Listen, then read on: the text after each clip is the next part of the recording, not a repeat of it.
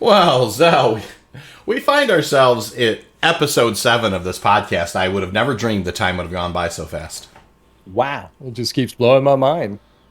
And howdy, everyone out there. Well, I'd like to tell you that we don't have much news to report, but that wouldn't be the truth. No, we actually got quite a little bit to gnaw on tonight. We do. And so I suppose we should start with kind of what's coming tomorrow, which is the Free Fly event. So we have this Free Fly that is going to be going from tomorrow, which is the 7th of July. And that is going to go all the way to, I believe, the 18th of July. Yep. 7th through the 18th. So if you happen to be listening and, you've been kind of on the fence about Star Citizen or, just not sure, I'll tell you what, it's the Free Flies don't normally last quite as long as this one is going to last. It's a really good opportunity to try the game at no cost. It is. And if you get friends involved, make sure that they use your Star Citizen code and you get a free Dragonfly if they purchase a starter pack. Oh, that's right. I forgot about the referral bonus. Yeah, there are referral codes, and you should use somebody's referral code, and you'll get some additional starting capital. And you will also get, it looks like you're absolutely right about that. The referral bonus this time looks like it's a Drake Dragonfly, which is a really, really cool hover bike. It is cool. 2-seater? It is a 2-seater.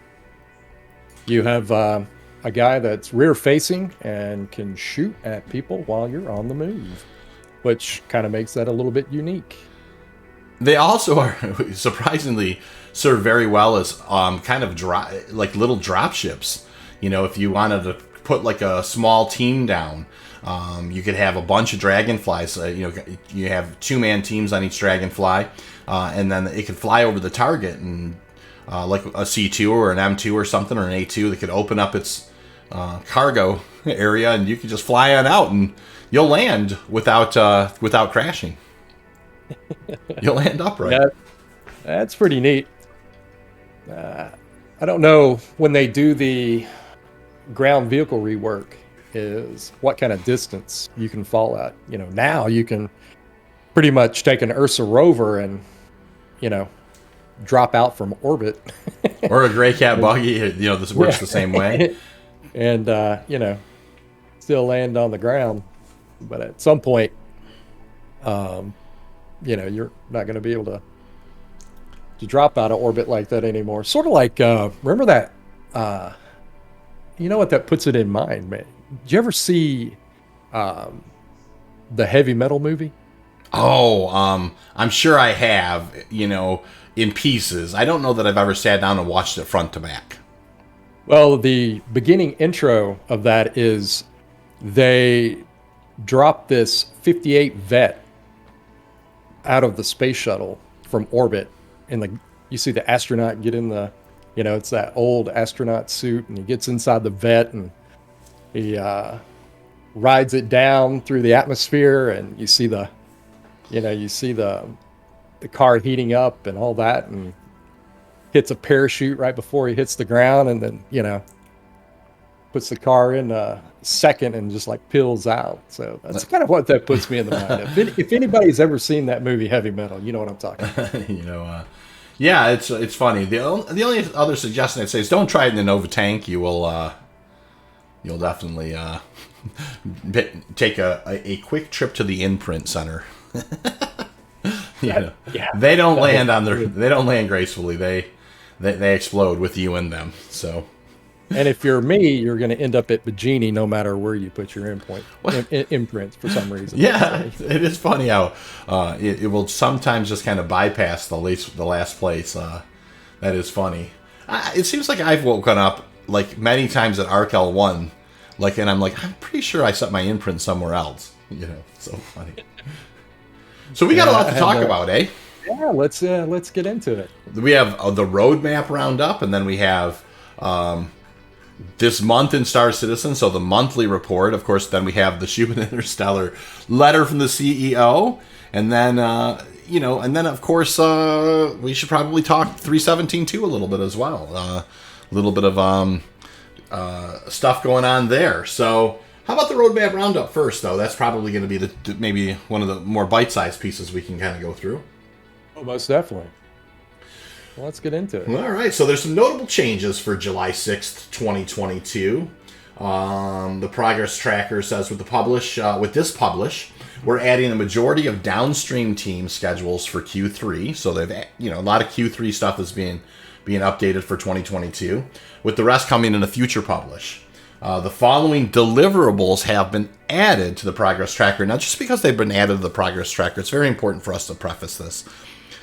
Just because something's on the progress tracker, it doesn't mean that it's around the corner. There's lots of times where different teams are working on different parts of these things, but it is interesting always for things to start kind of getting some work done on them. That does mean that they're starting to kind of at least coalesce the different pieces that need to be done to complete projects, they're starting to take a look at kind of the individual tasks that they have to accomplish. And so the first one is one that's near and dear to my heart. It's the vehicle tractor beams. Implementing tractor beams attached to ships after either remote operated or a turret-like attachment. So either a remote operated tractor beam or a turret-like tractor beam. This allows players to move and tow bigger objects, including other ships. This deliverable has been added to the EUPU gameplay feature team and weapon content team's schedule. So, vehicle tractor beams, Zel, what do you think of that? Well, also kind of booking in what you were talking about, we can surmise some of these. We kind of get an idea for when they may be implemented, which this one is definitely for the cargo refactor and the salvage gameplay. I couldn't agree more. I mean, and it's so funny how a lot of this stuff is like, it's also pre-pyro tech as well, But with the cargo refactor in particular, you're going to have vehicle tractor beams and tractor beams in general. There's just too many different cargo footprints that have too many different complexities to the way that you'll have to stack the boxes. There's definitely going to have to be a tractor beam. There's definitely going to be like some kind of a snap to feature on when it comes to those cargo pieces. Oh yeah, along with the salvage ships that have the tractor beams, like the Reclaimer. We know they have big tractor beams. Whether those will be functional when 318 comes out, not real sure. We can glean a little bit from what we see on the monthly report, because the little Argo tugboat is in its gray box phase right now. Yeah, the SRV. Yep. And I could see them having it ready for 318. I don't disagree. I mean, the one thing I will say also when it comes to vehicle tractor beams, which, we got to be careful that we don't go down these rabbit holes, every one of these. But, I think I've long kind of talked about, I can't wait for the vehicle tractor beams for its layers in mining as well. I mean, there's going to be a lot of opportunities to, say, lift to the larger pieces of the rock that are not things that you want to extract out of the way. Also, once you have kind of broken down rocks into, you've done your first break, your second break, there are the purple kind of rocks that are ready for extraction. You could actually take and use a vehicle tractor beam to create piles, like 100%ers and that type of thing. There's a lot of different complexities to mining that, and that vehicle tractor beam is something that I definitely have my eye on for improving efficiency. Imagine your mole, coming in to scoop, and it doesn't even have to. It's like there's your pile of 100%ers, that could be, quite could really improve the efficiency significantly if you have considering how fast you can actually move boxes pretty quick. So depending on how they implement the ship tech with that, I mean, you may be able to move quite a bit of stuff at a pretty rapid clip with the vehicle tractor beam. Even though, we've been working on the cracking and clearing, it's even going to be quicker when we can move, start moving those big chunks around without having to break those up as well. I agree with that 100%. So moving on. Let's get in. Yep. We artificial gravity. Yeah, artificial gravity is next. Implementing the dedicated functionality for items controlling gravity per the room of ships, outposts, and stations. This also includes player controls as part of engineering gameplay. So you definitely can see where they're going with that. And I think it's very interesting. I haven't played a lot of it, but that Hardbreaker ship space or whatever that's called, which is that new salvage, game. There's situations where I've seen them kind of in streams kind of disable certain components or enable certain components for areas. And so that's an amazing thing if you can kind of maybe turn off the gravity for a specific room, Yep. Man, that, you know what I'm saying? That's going to be very interesting, especially it does sound like they're kind of adding those particular functions for, say, engineering gameplay, maybe some hacking going on to kind of, nothing's going to slow down, potentially if you don't have the right gear on it, could speed you up, but nothing's going to slow down a reaction force on a ship and then if they're floating around as opposed to if they have to EVA instead of run. Now, of course, if they pulled out they had a tractor beam attachment on, say, a pyro tool, they might be able to go a little faster even, but it's interesting that artificial gravity is going to be per room, outpost, or station.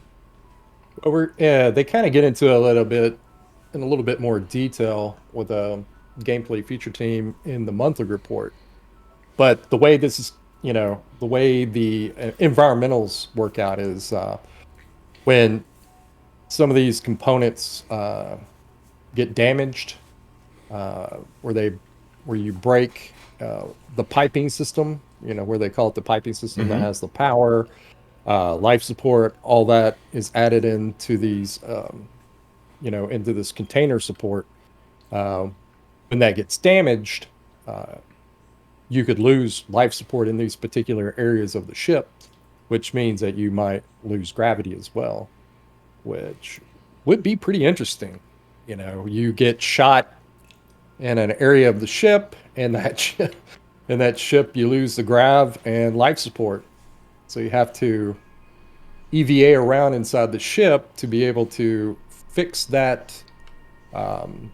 Where it's broken, go to fix the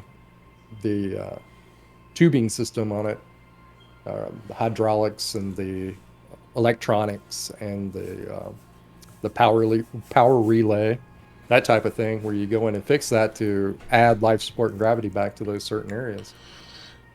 It's going to be amazing too. Like they talk about engineering gameplay. I mean, could you imagine some kind of a diagnostic tool that you pull out that just basically like, hey, this control panel's busted, and then you've got to kind of pull out these different tools, and maybe there's a mini game on the tool in order to, say, repair just a control panel in order to get a particular thing working.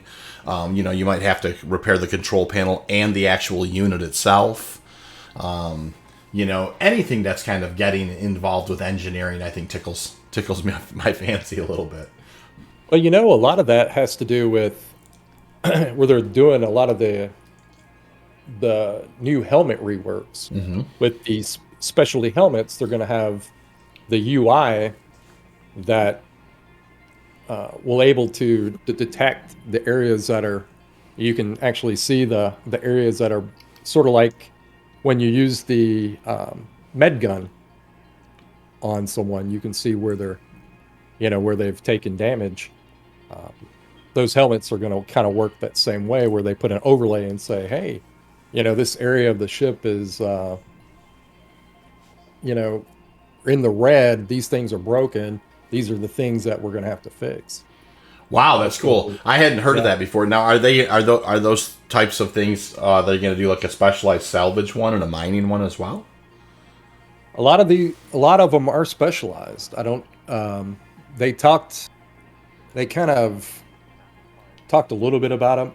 A lot of those different armor types. But specific to engineering, huh? That's cool. So you're going to wander around and there's parts of the ship are going to be red, and you're going to know that it's going to need attention based on the way that it's reacting through your UI. Yep. So that's medics are getting their own specialized armor that do the same. have that same UI interface, like when you use the med gun on somebody, where you can see all the body parts and what particular thing is you know um, injured on the player. I didn't even know that was a thing. That's cool. I like learning stuff. That's fantastic. So moving on, we got Fire Rats armor, developing multiple armor variants for the Pyro Gang Fire Rats. Of course, this is all kind of... It's so funny. I mean, we're at 3.17.2, but 3.18 comes with persistent entity streaming, and 3.18 comes with the cargo refactor, but we are... They talk about the road to Pyro, right? And I mean, you are beginning to, like, with the Expanse, with the, and with the Starfarer, we are starting to get these precursors, in the verse for, what's going to be kind of, required for Pyro gameplay. No, it's a lot of this is, coming right after 3.18. So I'm excited about it. Significantly, the game is going to, change tremendously, over the next year or so. So next thing, shopkeeper outfits, implementing a new generic shopkeeper uniform for various NPCs in the persistent uniform.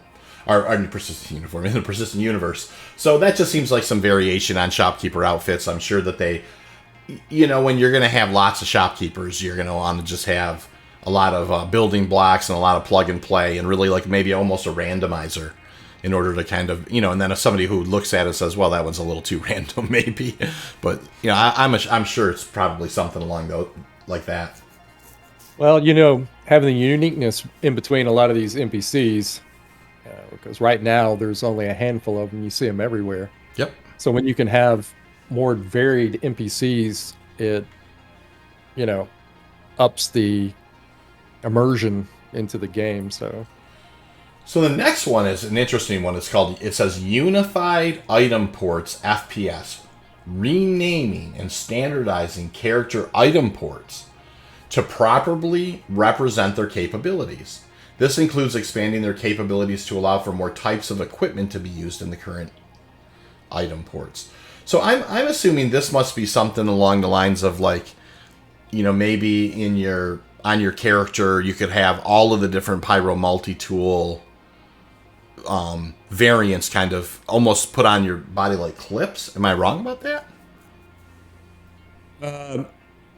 Yeah, I think this is more or less also going into having hard points on the player character as well. A lot of people have been wanting holster rigs, things like that. That doesn't require a hard point on the armor. Oh, interesting. Where you can add the holster rigs to, wearing clothes, so you don't have to wear your armor all the time. I get it. We are getting to a point, this is going to be way off in the future, but at some point we're not going to be wearing our armor all the time. We'll be wearing clothes and putting our armor in the lockers in our ships and things. I agree with that. And I mean, you go to a lot of these landing areas, you're not allowed to wear your armor in Area 18 or Lorville, that type of thing. And you're definitely not going to be wearing your heavy armor and backpack in a cockpit. That's just because you're not going to be able to sit in the cockpit with heavy armor or medium armor, or a backpack. Right. So you're not going to be able to, have all those things on you like currently.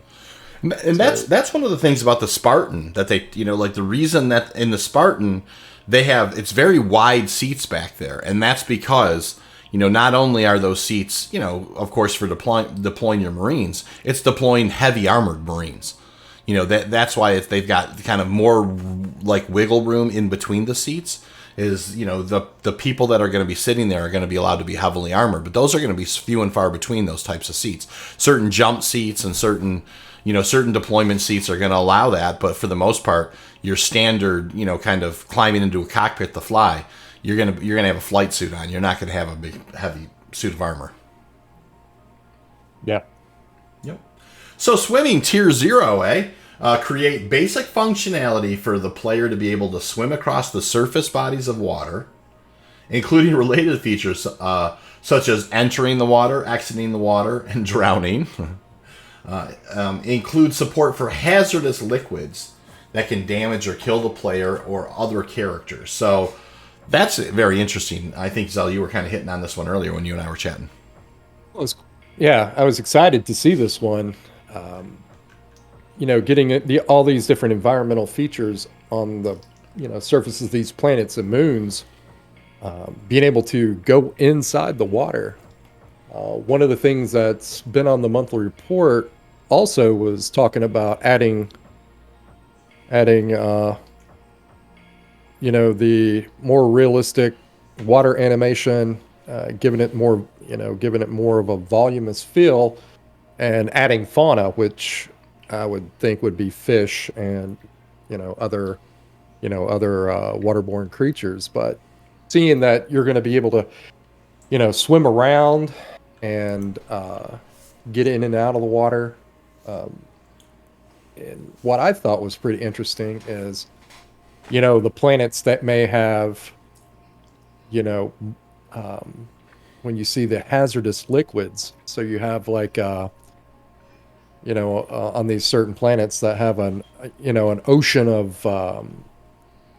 some other type of material other than water, like methane, like liquid methane or something like that, that actually could, or, a more corrosive material that can start eating through your armor.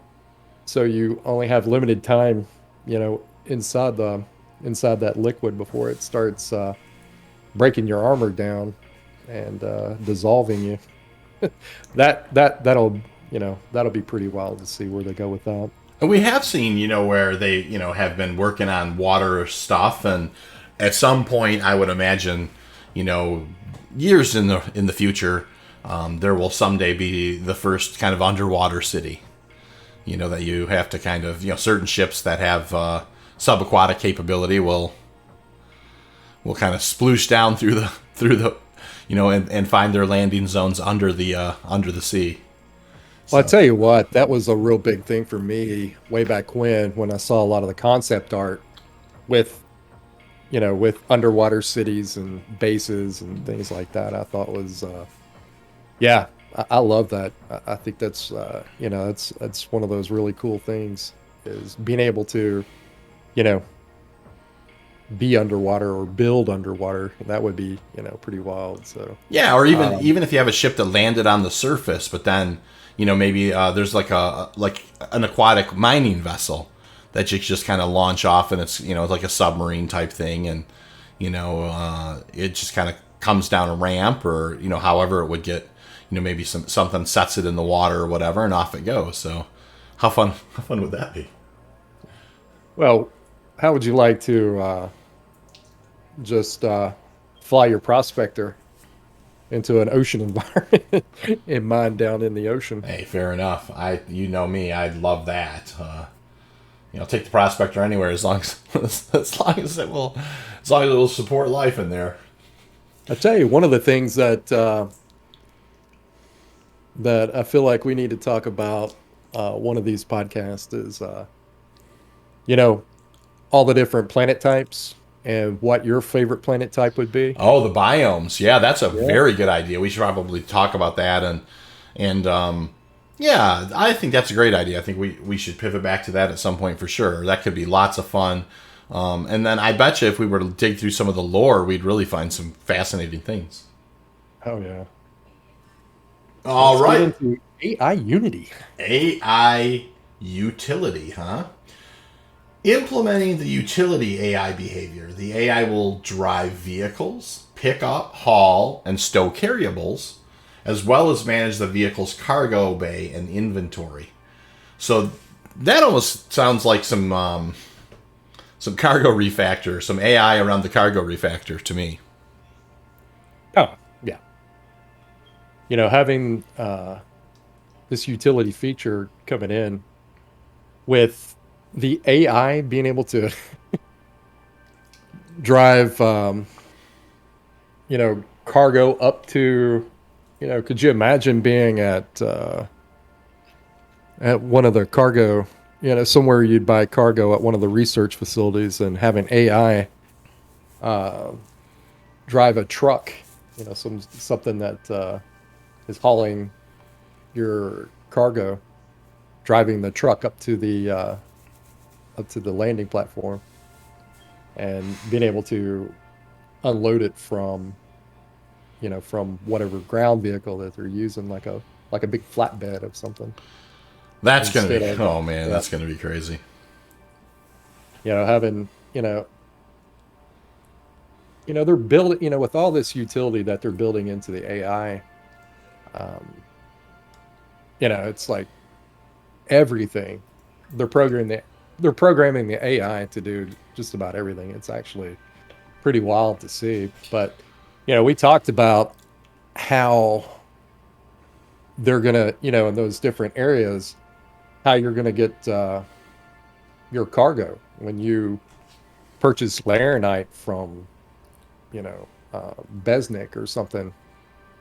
Who's going to be delivering your cargo? Are they going to drive up in like a big flatbed, or where are you going to hand load this stuff from? It's going to be interesting to see how they work all that out. It is, and I don't necessarily know it, and I think we've talked about this before. We don't know how much of that stuff is going to be in 3.18. I still think probably with the cargo refactor, there's probably still going to be some magic cargo stuff going on where things, it's still probably going to auto load into the back of your ship. And it might take some time. There might be a time sink. I honestly think they're going to put a timer on it. Right. I agree with that. However they deem however long it takes to load 174 SCU. Right. And they probably will have some kind of a quanta aspect to it where you can pick different amounts of people, but they're just not going to be physicalized. But after that ship's loaded and you take off, rest assured, if a pirate stops you and begins unloading, they will be able to unload your cargo. Oh yeah, it'll be physicalized. Right. Like now where you see the cargo boxes in your cargo hold, but you can walk through them. No one's taking that out of there. Yeah. They're not really there. They're visually there, but they're not physicalized. No. So, and also with these, going into that whole AI utility thing again, is that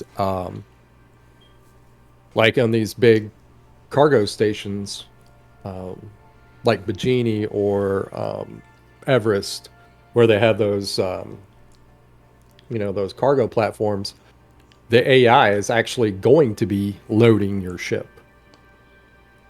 Yeah, so physically.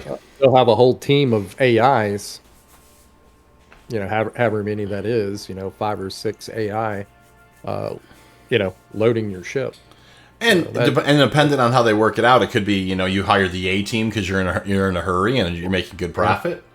Yeah. Or you hire the C team and just kind of deal with the fact that they're not nearly as efficient, and maybe try and just do whatever you can to kind of speed it along. So you kind of and it will be interesting to see, like, if let's say there's a certain amount of boxes just that kind of arrive from a cargo spot, from like a hangar or something, if you can kind of like impact the loading time because you're out there busting it as well with a gravity, with a pyro tool with the gravity tractor beam attachment. Exactly. They also said with with those cargo facilities that those guys will be specialized in hauling hazardous materials, so they'll know how to load it and that type of thing. So if you go to another landing zone and say pick up something volatile, those guys don't have the specialty to be able to load it. And if you have whatever the 1 or 2 guys, the AI that's loading that material, and they do it improperly, maybe they blow up your ship. Yeah, maybe they do.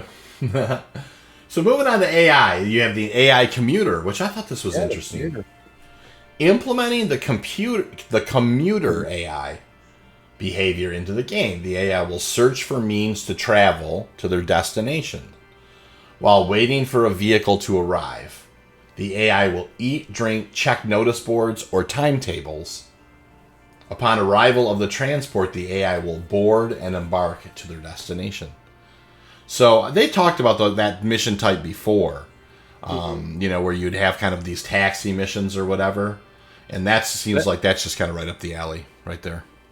Oh, that's part of it. And also, the AI in these city zones where they're waiting for the train. Mm-hmm. You also have the AI that's on the tracker right now is where they're expanding Lorville. So AI is traveling in ground vehicles from the outskirts of Lorville, into the city. That's part of it as well. Pretty amazing. I mean, and of course, there's going to be eventually, Quanta's going to kind of control how many different kind of back end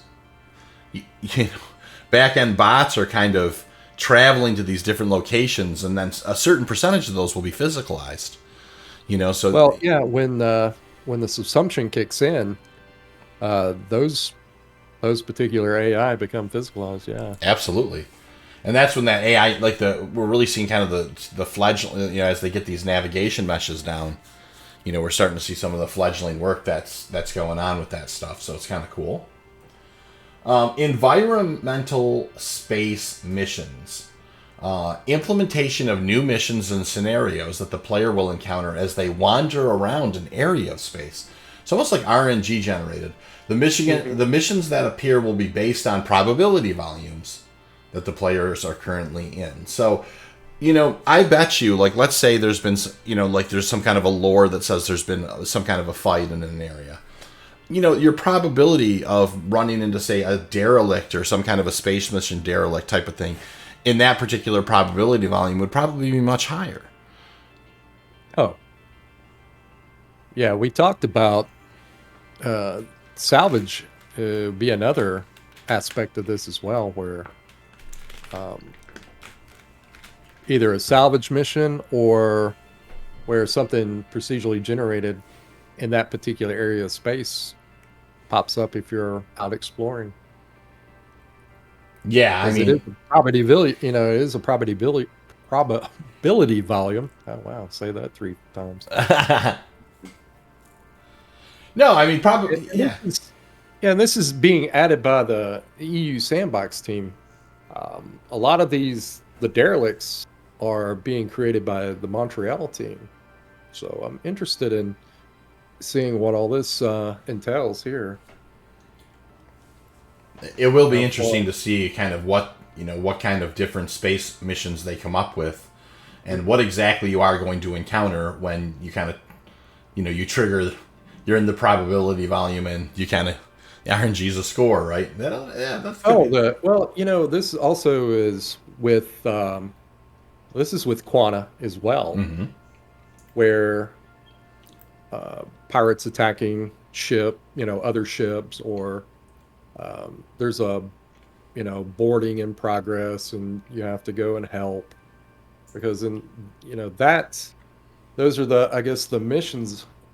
A lot of the bounty hunting and the mercenary missions with the different encounters that are going on, which would be all this Quanta based. So, well, new interdiction scenarios, adding new variations and difficulty levels of interdiction scenarios that players will come across while quantum traveling. What do you think about that one? Well, that's something that we've talked about a little bit, where being interdicted, what's the best course of action after you've been interdicted? What's the countermeasures going to be for this type of gameplay? What can you do to break out of your interdiction? Is there going to be what if you had I could see if you were in something that had an EMP and you fired your EMP and um, it took the that quantum interdictor offline where you can escape. So where you fires, have some sort of module on your ship where, Like an e-warfare type. Yeah. yep, where you just pop out. Not, something not as big as, say, um, not well, maybe quite like how Sentinel, does its EMP. But, this will be, a module that you'd have on board in case you were ever interdicted. Kill your engines and pop that EMP, and it takes out the quantum interdictor, and you know, all but. It's funny. I mean, we've talked about interdiction, and as far as like actually the train, like if you're, let's say you're, kind of in our organization and you're doing some hauling, and you should have an escort, but let's say your escort gets picked Absolutely, off, and you are being interdicted.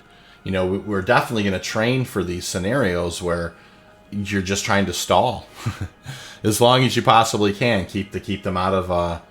To keep them from taking control of the vessel, so maybe reinforcements can come, can come and help, or that type of thing. So yeah, it's funny. I mean, it's interesting that you and I have been talking about planning for interdiction scenarios, and they talked about creating more complex versions of interdiction scenarios. So I think we're definitely going to have to come up with a standard operating procedure for interdiction. absolutely. Well, and the last one that is that is on the roadmap Roundup is physicalized weapon handling. I thought this was very interesting. Introduces character animations while interacting with and customizing FPS weapons. The aim is to add a tactile look and feel to weapon handling, supporting the wider goal of high fidelity character interactions with all relevant objects. So I think what this is let's say you're kind of taking a scope off, or kind of putting a barrel attachment on or something. That stuff is actually, yeah, it's going to be kind of, actually see them doing it. Yep. The animation with actually the weapon handling is pretty decent, although there is some kind of jank, a little bit of jank to some things where, you're picking up a weapon off the ground and it kind of flips around, and, then it has to have this weird orientation instead of,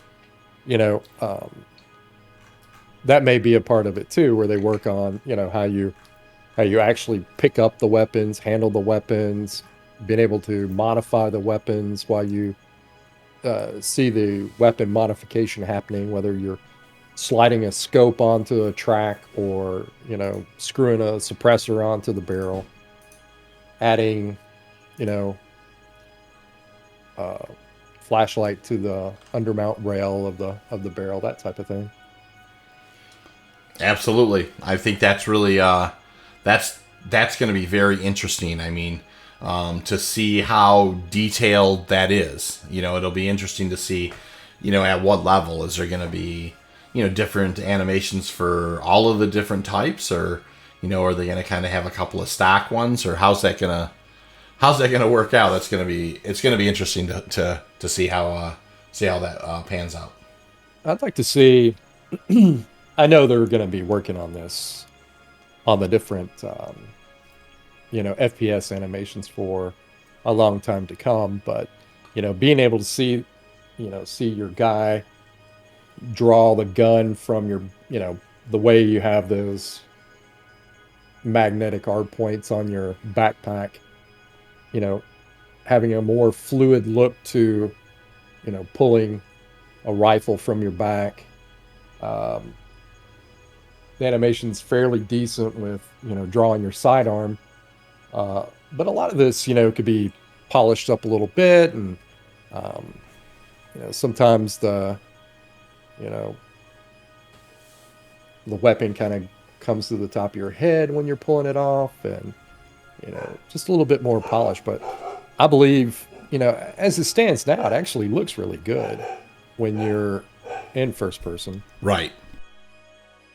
But, just polishing it up a little bit more. I'd like to see, little, of course this is coming. They've talked about it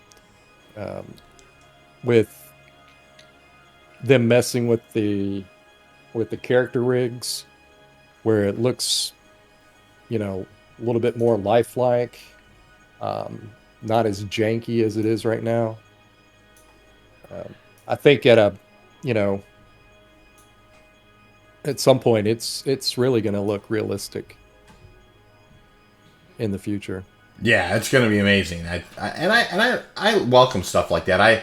The more immersion, the better. I think, immersion to me is, it's great. I love the level of fidelity in Star Citizen. I'm sure that's not lost on anybody, that plays it, and the level of fidelity they're going for, and just physicalizing all sorts of the different kind of ways that you tinker with. You interact with objects, including your guns, including, any kind of kiosks or any kind of things where you would, kind of purchase food or, all those things. I think the more of that stuff that actually kind of has unique animations and feels, I think the more immersive the game will be. Oh, absolutely. The realism is, they're really kind of setting a bar for the realism in this game. I agree 100%. So, hey, let's switch gears a little bit. So that's the roadmap roundup. That's kind of all that stuff. I thought we might talk a little bit about, we talked about, of course, the free fly that's coming up that starts tomorrow and goes to the 18th. How about, were you able to get to Ninetales at all this past week? Yeah, we went in on Saturday and we did Jump Town.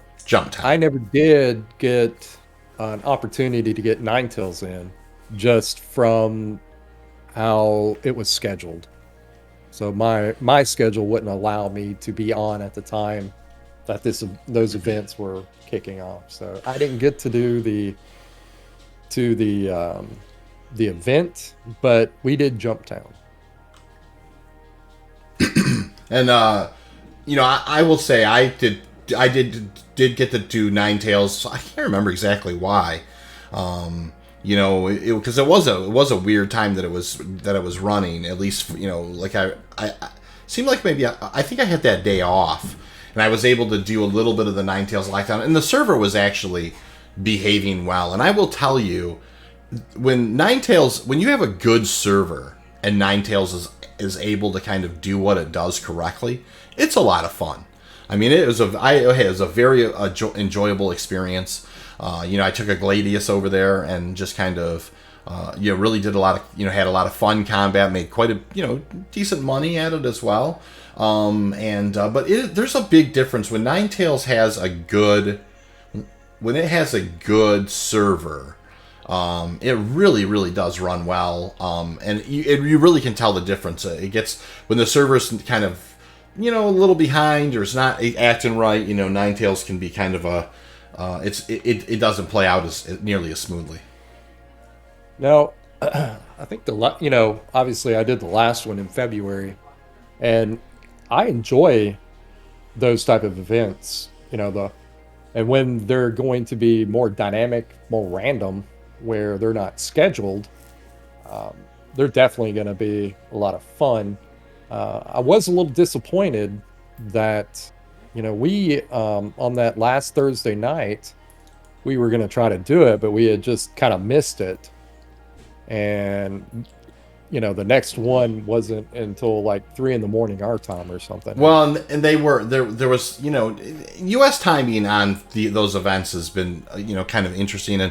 And certainly I understand there are different time zones and that type of thing. For Ninetales, I think some of them were happening at 7 a.m. or 3 a.m. Or night, US time, just very, very interesting. Not your peak game hours. You know what I mean, as far as that goes. So I think the one that I was in, I think it may have been like late afternoon, like 4 p.m. or 5 p.m. or something. It wasn't. None of them were in kind of that wheelhouse of like 8 p.m. or 9 p.m. or 11 p.m. or something. where your typical gamer, U.S. gamer would kind of play. And I'm not complaining about that. I'm just kind of mentioning that I do wonder if they have some metrics, and I wonder how, if they can tell, if the numbers were a touchdown on those couple of plays, because they were just kind of some unusual times.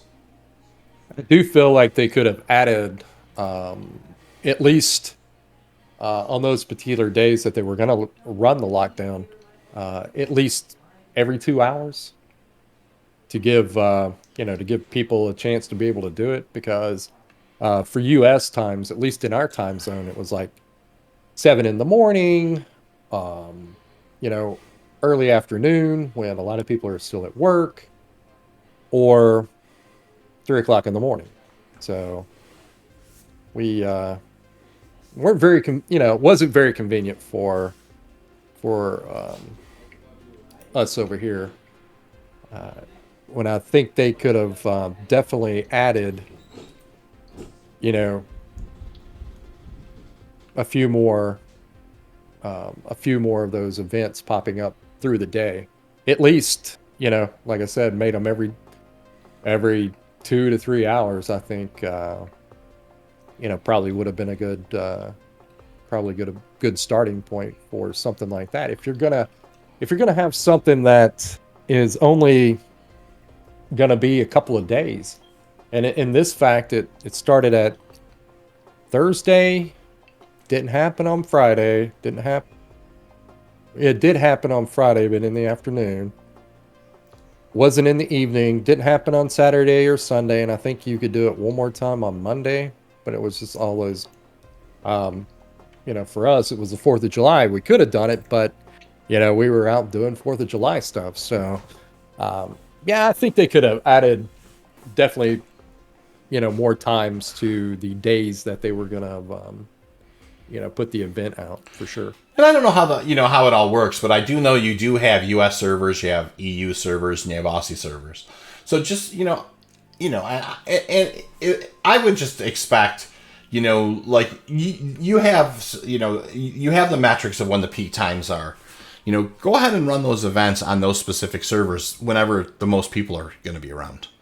That would be my suggestion. I mean, and I'm usually not terribly, and I'm not going to be in this case terribly critical of the timing. Is I definitely think 7 a.m. or 3 a.m. When you're having a limited amount of times that you can actually go, and 2 or 3 of your times are, 7. Like I said, those particular times, that's kind of rough. You know what I mean? So I definitely think that and I understand. Anyways, yeah, CIG, if anybody from CIG's listen, I would think that, have those on the prime times on the individual servers. Now, eventually I understand you may not be able to do that, but you do have though, it is that broken up that way now. So why not just maximize the amount of people that can get credit? Oh, absolutely. Like I said, I the way I would do it would be, every couple of hours, run the event.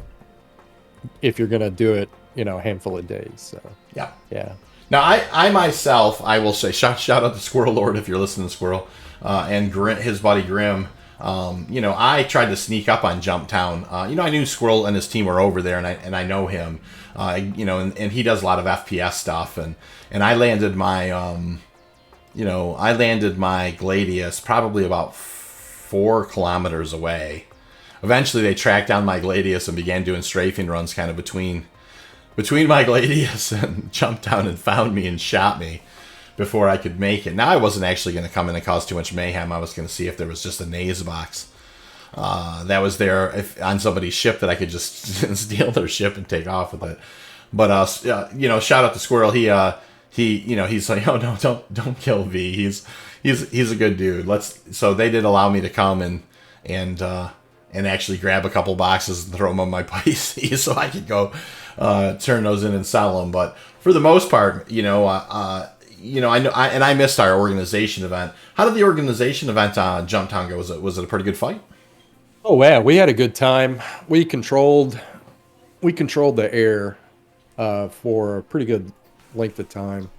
And so we got, we loaded up a bunch of boxes into the Taurus. We basically got enough we basically got enough boxes where everybody could get one box and complete the mission. But we had a lot of fun doing it. I was out a little bit in the eclipse and torping people from distance, and that was kind of fun.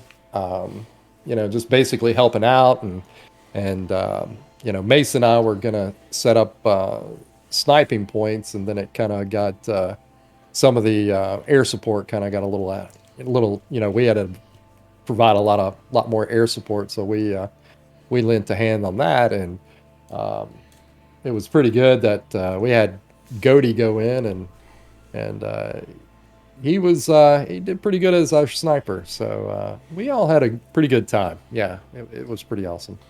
Cool. Well, yeah, sorry I missed that one, but Jumptown's just one of those things. I think it's a lot of fun. I like the idea behind it.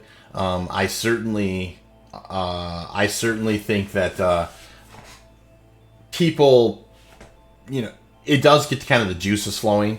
People, people will definitely respond to Jumptown, and yeah, these dynamic events are a lot of fun. So it's really going to be interesting to see how the new one on Orison is going to kind of pan out. And I'm really looking forward to that. It seems like that's going to be, it's going to be very FPS based, and and not necessarily, you're not going to have kind of the air control. You're going to have to kind of control the ground a little bit, and I'm really looking forward to us going in as a group and shooting up the place. Yeah, it's this thing is from the reports that we've been getting, is like over 2 hours long, so it's definitely going to be a time commitment, and slogging through those all those different platforms. I'm really excited, and us doing it as an org, as a big group, it's going to be a lot of fun. It really is. Yeah, I'm really looking forward to it. And, I suppose for all my mole fans out there, I should probably say that I did actually take the mole out last night. I probably should have maybe kicked off the stream with this, right? I did actually take the mole out last night and did some mining with it, some solo mining with it in the air in Halo, and it worked. It worked fine. I mean, I brought it back. I was able to. I could have put the job in the refinery. I actually chose to sell it to Ore Sales just because I put a little extra scratch in my pocket. But I thought, for all my 317.2 fans out there who are kind of wondering how, I know I get a lot of requests on the Quantanium Coffee. How's the mole? And it's working. Yeah, so that's exciting. Definitely need to do the status update as far as this build goes. The mole's fixed. Well, that's exactly right, isn't it? I mean, it's definitely, as of now, in 3.17.2, it seems to be fixed. On a couple of other quality of life issues, and maybe they've gone a touch too far, but I do know that the elevators on stations work a lot faster now. Almost, an argument could be made that maybe they're a touch too fast. But I don't, it doesn't bother me any. I think it's kind of cool. I really enjoyed that, and also the terminals in the refinery are working as well. And boy, that brings a tear to your eye to see those. I mean, it's so nice when you're down in that refinery and that you see that terminals working, and that, hey, I can get my Lancet, or I could get my Brance, or all the stuff that's available there. Including, some Starfarer stuff. Wow, how long has it been since those terminals have been down? It's since 3.17.1, which was May, like at the beginning of May. Has 6 it weeks. Been 6-8 weeks, right? I mean, it's been a while. It's almost been 2 months. So that's a long time not being able to. Because I know for, when we would go down to try to buy equipment for the Starfarer, I couldn't buy the booms that I wanted and the particular refuel pods that I wanted because the terminals have been down that length of time. So it's been a long time. It has been a while. Hey, one last quality of life thing I should mention, just because you're here and I'm talking about it, is there is a slight change to quantum as far as your choice of how to get there. So, like now, if you want to go to say ArcL1 or HURL1, you actually have to double click on the star map on that station, and it will then kind of collapse into where you can see kind of the difference between ArcL1 and the ArcL1 wide forest station type of thing. So then you have to click on the forest station and then go ahead and choose your quantum location. So you'll actually you still have that you still have first and second quantum, but you'll actually come out around 30,000 kilometers away the first time. And then that second quantum will actually bring you in a little closer to the station than you normally are used to. So with it, so it is a little different. That took me by surprise, and I had to be talked through on my chat a little bit. I was just like, what is going on? This is just weird. I can't seem to fly over to. I keep flying to ArcL1, but I'm not flying. And they're like, hey, you got to double click on it there, and fortunately my chat bailed me out and got me upright pretty quickly. But yeah, it's a little different. And I think we probably could have a whole. Well, we could probably have a whole podcast on my feelings for the current star map. There's a lot of work to be done there, and I'm really looking forward to when they get that thing updated. Well, I'll tell you what, a lot of these on the monthly report, a lot of the UI, the things that they've been working on for a long time, as it relates to markers, that was a big thing that came up here recently with, so they've completed work on the markers and the star map UI. Obviously, that's not gonna be in anytime soon, but maybe not too long. I mean, not that far out actually, where we get the new star map with markers and everything. Wow! That's gonna be fantastic. If they would just, there's only a couple things would make me so happy. That'd be one of them. Another one would be if I could just go out a couple hours before the mining operation and just mark the rocks. Oh my stars! With that when that day comes, man, I'm literally going to be wiping tears out of my eyes. Yeah, well, that's also with with the persistent servers, and which means that we're going to be kind of, even if we do mark a lot of those rocks, we're going to be duking it out with a few other people that might come on the same rocks that we're wanting to mine. So yeah, and depending on how they handle the signal stuff, I mean, maybe if you mark the rocks, if somebody had some kind of scanner, they might pick up the marking. So depending on if you were giving off a signal or not, or just kind of made note of the actual coordinates. So interesting thoughts nonetheless. So, one of the things that kind of came out this week that I thought was interesting, I don't know if it was today or earlier this week, is this funny, July 2952 mining rocks. And this was like a message from the CEO from Shubin Interstellar. And I just thought this was funny. I mean, this is, first of all, right up our alley. Just because it's kind of like mining lore, right? But, as I read through this a little bit, there's actually a couple of interesting things that I thought were kind of funny. What did you think about this thing, Zel?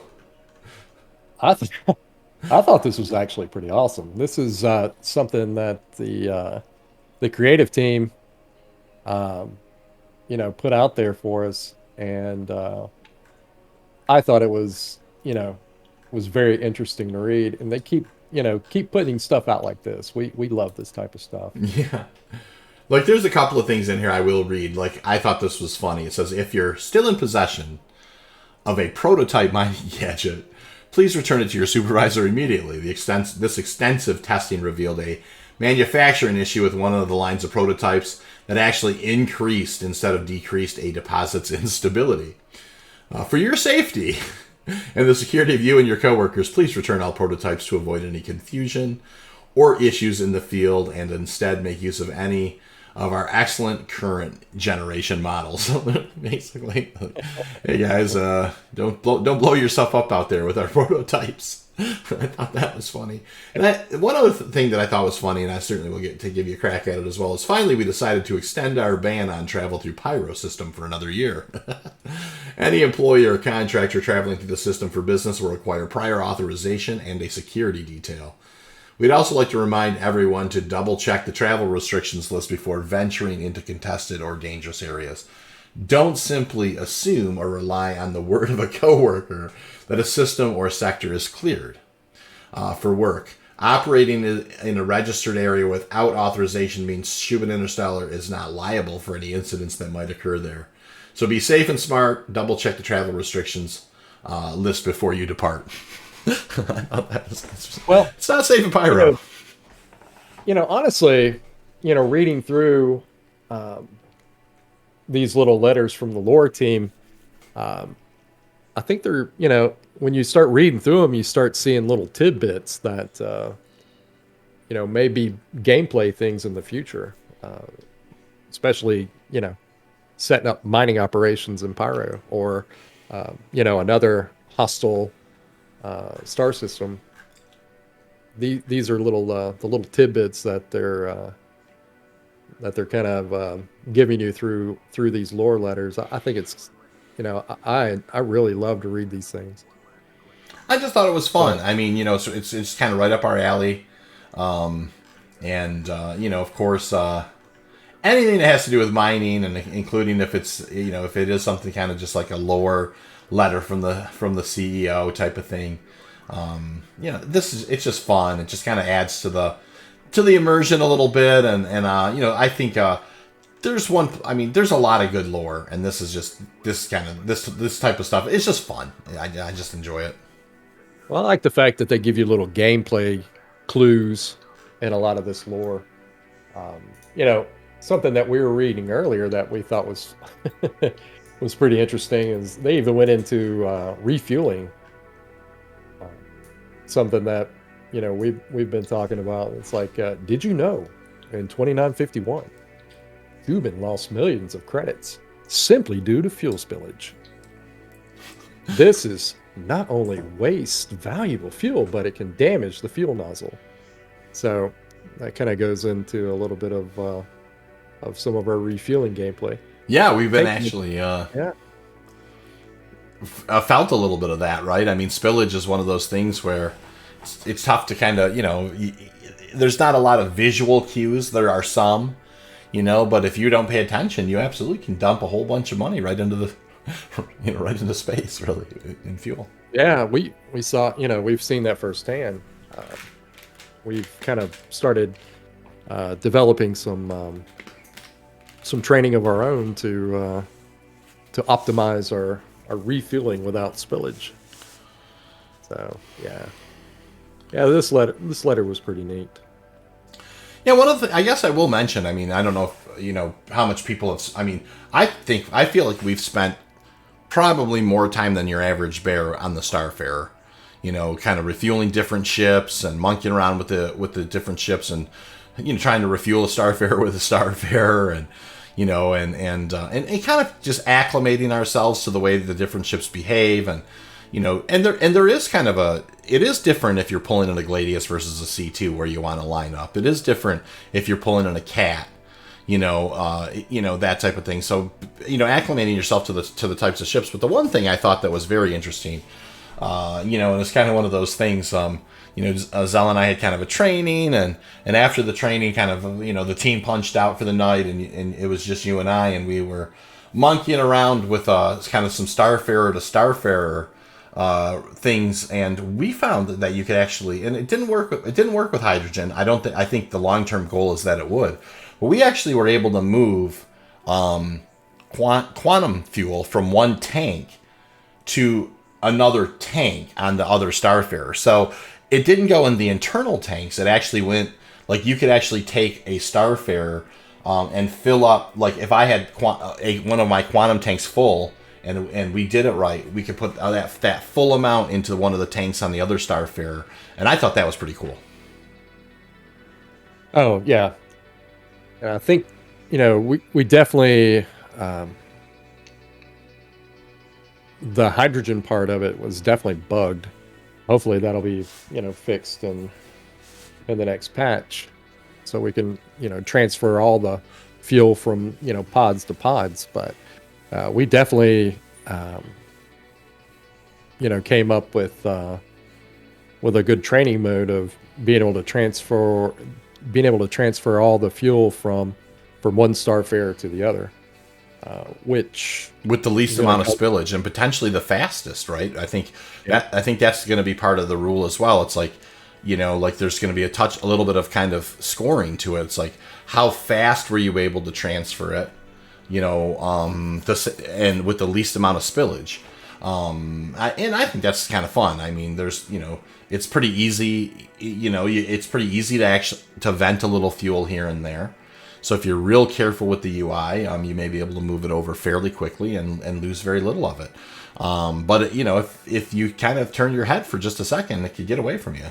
So it's one of those things. And also I will say, when you're kind of going from tank to tank, there's enough room and time in moving that much kind of material between the two ships where you can kind of get into flow rate and kind of see how all that stuff works. Where, if you just kind of take, like, if your org kind of gets around you with some fighters or some things, they maybe haven't burned off that much fuel, that type of thing. So you can definitely get some training and going tank to tank, where it takes a little while for the entire process to complete. Oh, yeah, it definitely allows you to readjust your flow rate, take a look, being able to interact with the UI a little bit longer. Like you were saying, when for us, it's been refueling fighters, which takes all of, 10 seconds to refuel. Having been able to transfer the fuel between the Starfarer pods is kind of upped our training methodology as it relates to the Starfarer. Now, I'm really, when the patch hits, I really want to work on that a little bit more. As soon as we rebuy the Starfarer. Well, yeah, it's funny that you should mention that. I think, we're not going to spend a tremendous amount of time on it, but I think it is funny. We've been talking about kind of, what is our quickest way to kind of get upright with it after the patch drops, and kind of, identifying key ships and that type of thing.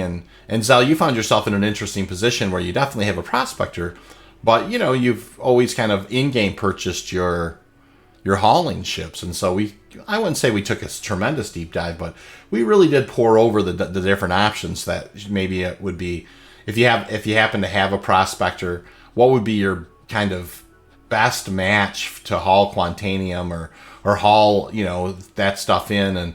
And of course, I think we came up really with a couple of different options, but then of course the option that we felt that was the best. And so, there's nothing wrong with the Freelancer Max at 2.185 million and 120 SCU. Oh, it's a good buy. And this is, more towards people with the industrial gameplay bug like we do. we have the bug. Yeah, we do. But we have it bad. Yeah. So, I melted a lot of my transport pledge ships that I had up, we all do that. You always melt a lot of stuff up for bigger and better things, that type of thing. But one of the things that, I would like to, relay to people is that, if you're especially, playing the game in the state that it is now, it's definitely going to be an alpha for, at least another year or so.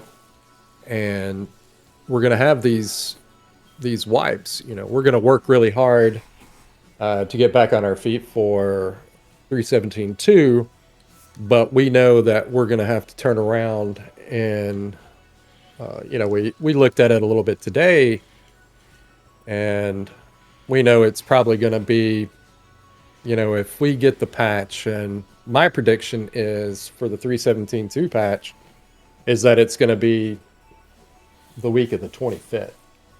So, we got a couple of more weeks before the patch hits, in my opinion. And after that, they're going to, it'll be about a week lag time. And they're going to probably start Evocati for 3.18. And, obviously that one's going to be a hard one to predict. But we surmise that it'll be at least, early October, mid-October at the earliest, before we even, have an idea of, where we're at with 3.18. With that said, we're going to have, another wipe for 3.18. I think it'll be a complete wipe. This next wipe is just going to be, since we've had so many different bugs for 3.17.1, a lot of corrupted data, along with a lot of the duping bugs that we had, and a lot of the currency that kind of got, generated from all those different bugs. So you knew for a fact that and also, corruption and, in all that data.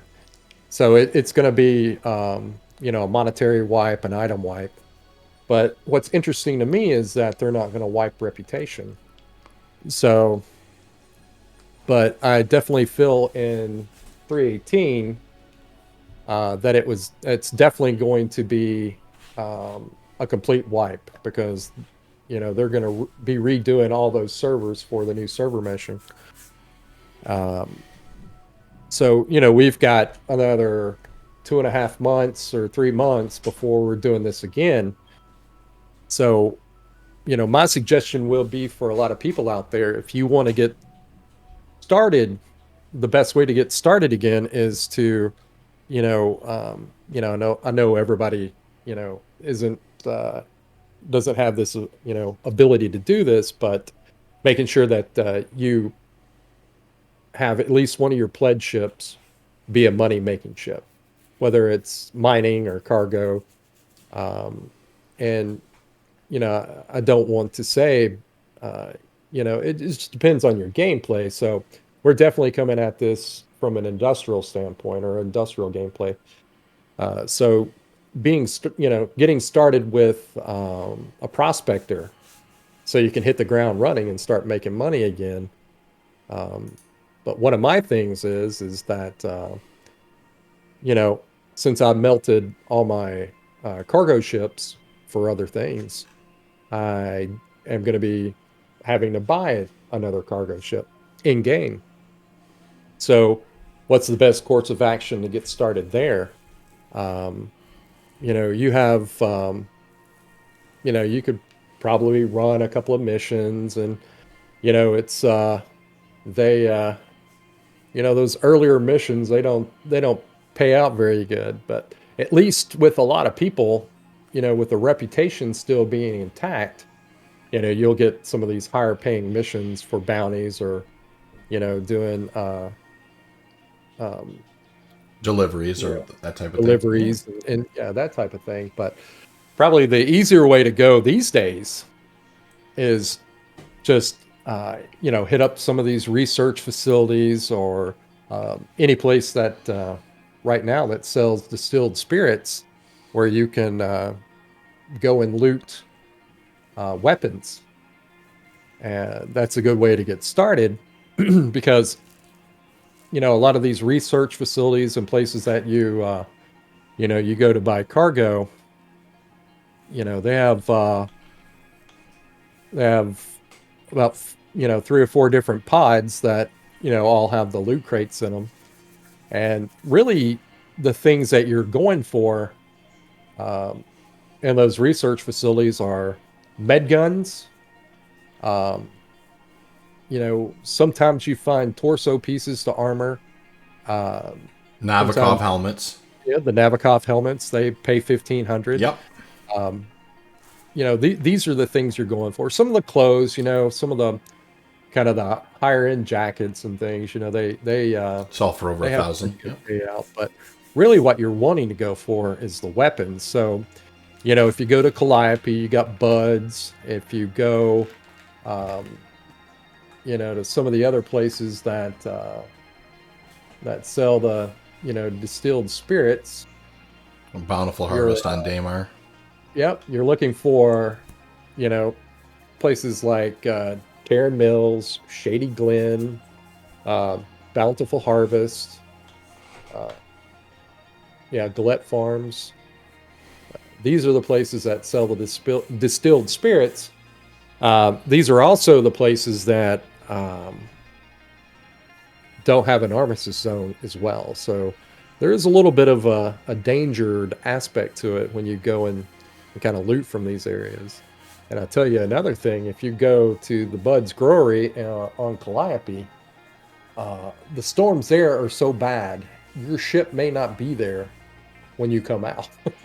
Yeah, I mean, even if you turn So, off the engines, that thing can yeah, I can mean, can take off like a I've been sail. there several times and wedged the ship, into the facility and come back out, and the thing would be bouncing across the surface of the moon, which is always fun, chasing that thing down. Or we talked a little bit about how to maximize these potentials.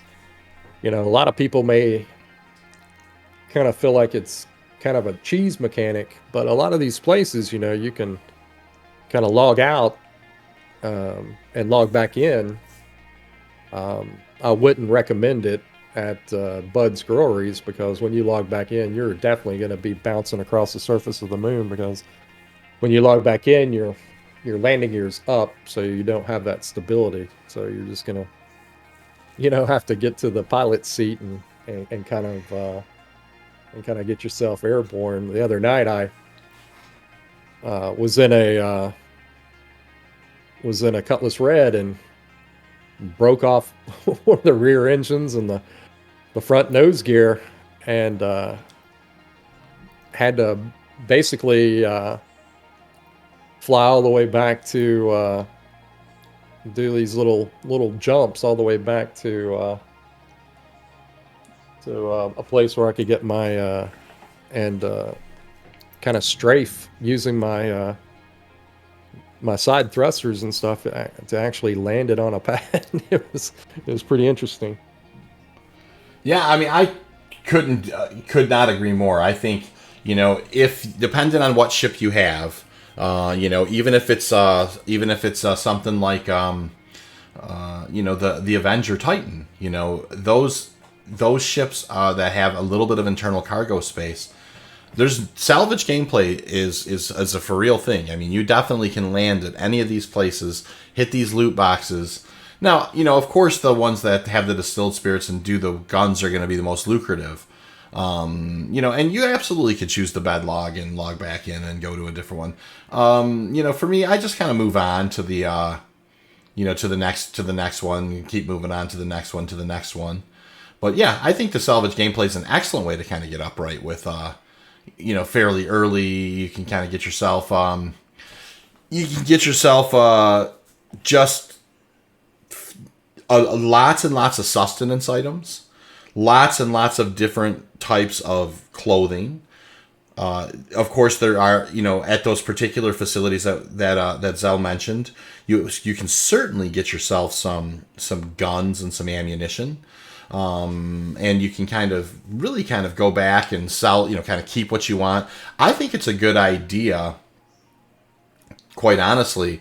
And one of the things that I found myself doing with the salvage gameplay is just taking a ship down, like around the ArcCorp location. So you might take a ship down on Lyria, or you might take a ship down on Walla. Loot there, and then kind of bring a bunch of those sustenance items back to Bajini Point. Same thing with Hurston, Ariel, Aberdeen. Those. Same thing with Microtech. Clio, Calliope. Those Uterp or whatever, those places, you go ahead and loot those boxes, and that way you have kind of at each one of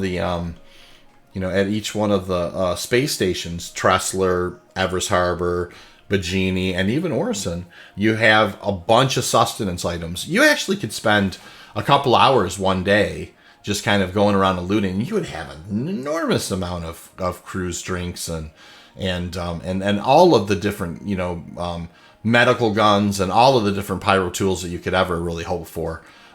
You'd have tons of them, and if you decided to sell them, you'd make pretty good money. And if you decided to keep them, you're just saving yourself a lot of that stuff that costs you money. What's pretty great about all that is that it gives you a little jump start. Yeah.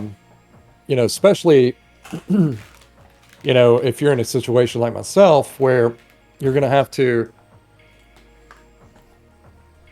and, sell a few things to, rent a cargo ship to at least get your first load of Quantanium, refined Quantanium to Area 18, and kind of work it that way. Not only that is that, like you were talking about before, about the med guns, and another thing that you pick up a lot of are a lot of the multi-tools. So it is definitely a good way to get you jump started. So you should never have to go out and you can loot a lot of your favorite weapons. You'll be able to get your med guns. There's a lot of med pins and things like that in those little med crates. So there's a lot of stuff that right now, the way the gameplay is set up, that you don't have to buy anymore.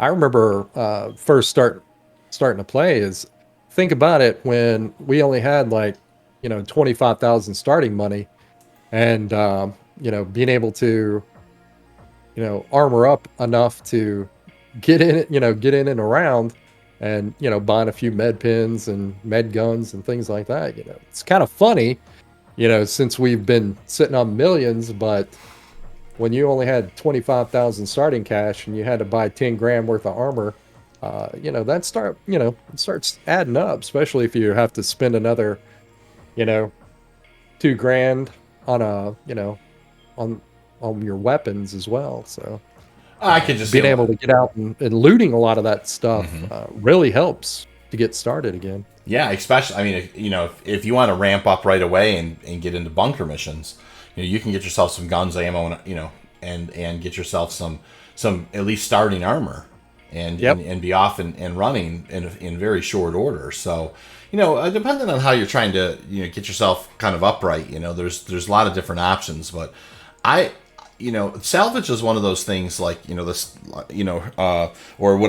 scavenging is one of those things that I think actually it pays dividends if you're just kind of getting, if the wipe just happened, or if it's, if you're looking for something to do for a little while one day, because I think kind of centralizing a lot of those drinks and centralizing a lot of those pyro tools and centralizing a lot of those med guns, those are things you'll find yourself buying over and over again, or you could just have a huge stack of them at no cost, and and a bunch of them around. And so and that includes all the different attachments for those things as well. And sometimes there are in some of the medical boxes, there's lots of different your med pens and that type of thing. So there's a lot of different things you can get out of there. And well, I'll tell you what, in an hour or two, you can definitely loot over 100 grand worth of just scavenged materials as it relates to weapons, med guns, armor pieces.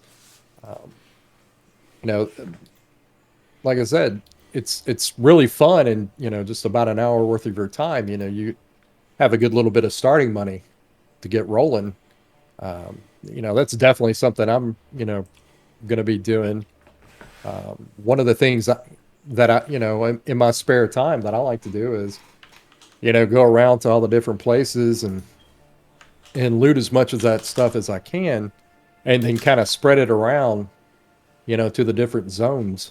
So depending, no matter what zone I'm in, I can always stop by and pick something up if I need to. So it's just kind of, I'm the big planner. I'm always planning. Gotta have stashes everywhere. So. Well, and I'm the same way. I definitely like to have my armor sets. I definitely like to have all of the things available to me at the stations that I tend to kind of live off of. I mean, really, it's ArcL1 for me. It's CRUL1. Those are my two. Probably those places are kind of my second homes. Of course, depending on where the organization gets set up, sometimes it's Microtech, sometimes it's Area 18. So you have either Port Tressler or Virginie, but really, I mean, for me, I definitely live off the refining platforms, and I don't think that's probably most of your miners are going to probably be, in the same boat. And so it is really nice to have a lot of things centralized there, that you have kind of, things that you've acquired and lots of extras. So you can kind of, if you have your imprints up there, you can kind of quickly get back on your feet when the unfortunate happens to Star Citizen. And sometimes it does. Yeah. Yeah. You just never know what you're going to run into. So, just having those, kind of set around all the different little landing areas that you like to go to. It's always helpful. But one of the things I want to ask everybody to do, if you enjoy these conversations that V and I have, please hit that subscribe button. If you feel like we've earned it, please hit it. Also, give us a thumbs up if you enjoy the conversation.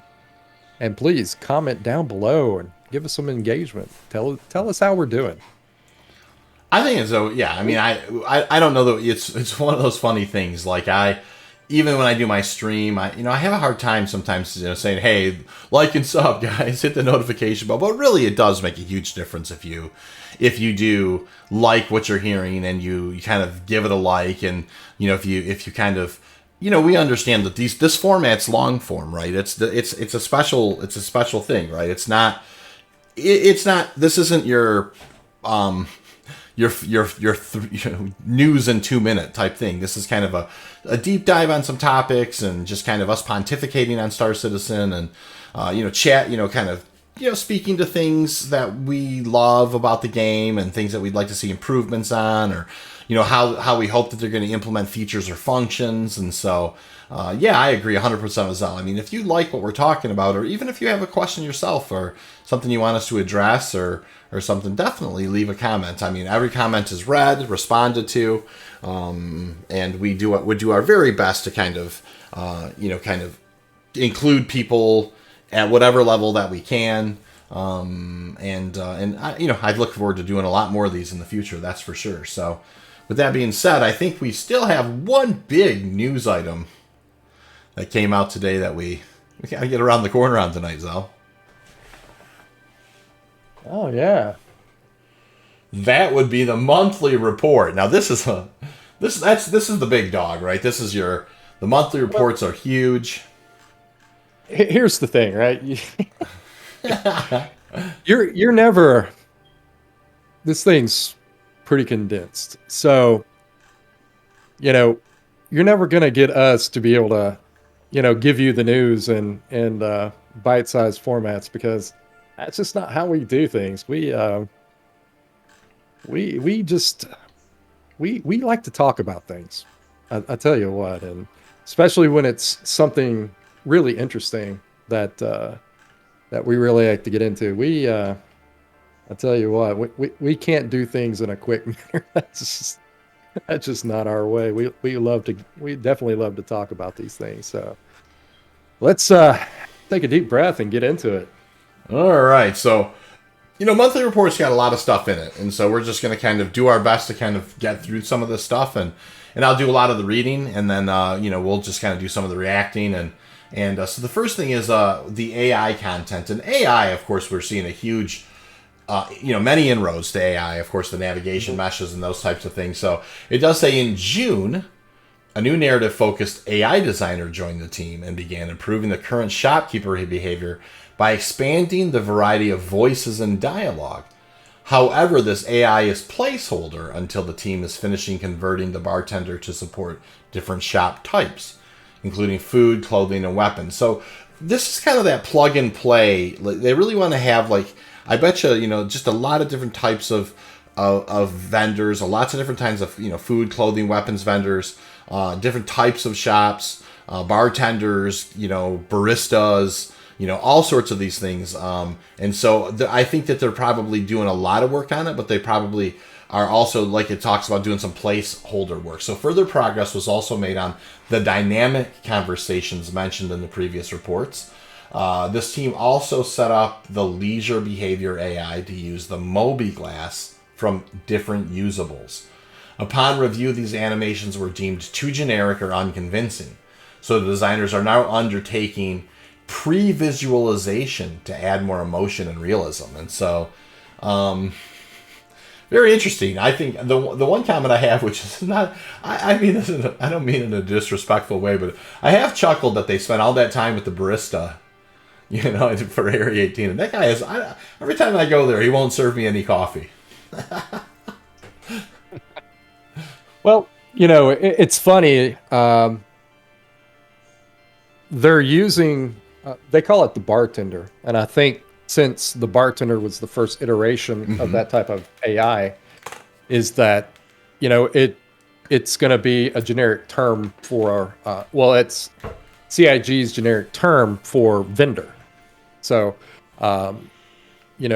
adding the different behaviors to the bartender. Well, he's not just the bartender, he's also the barista.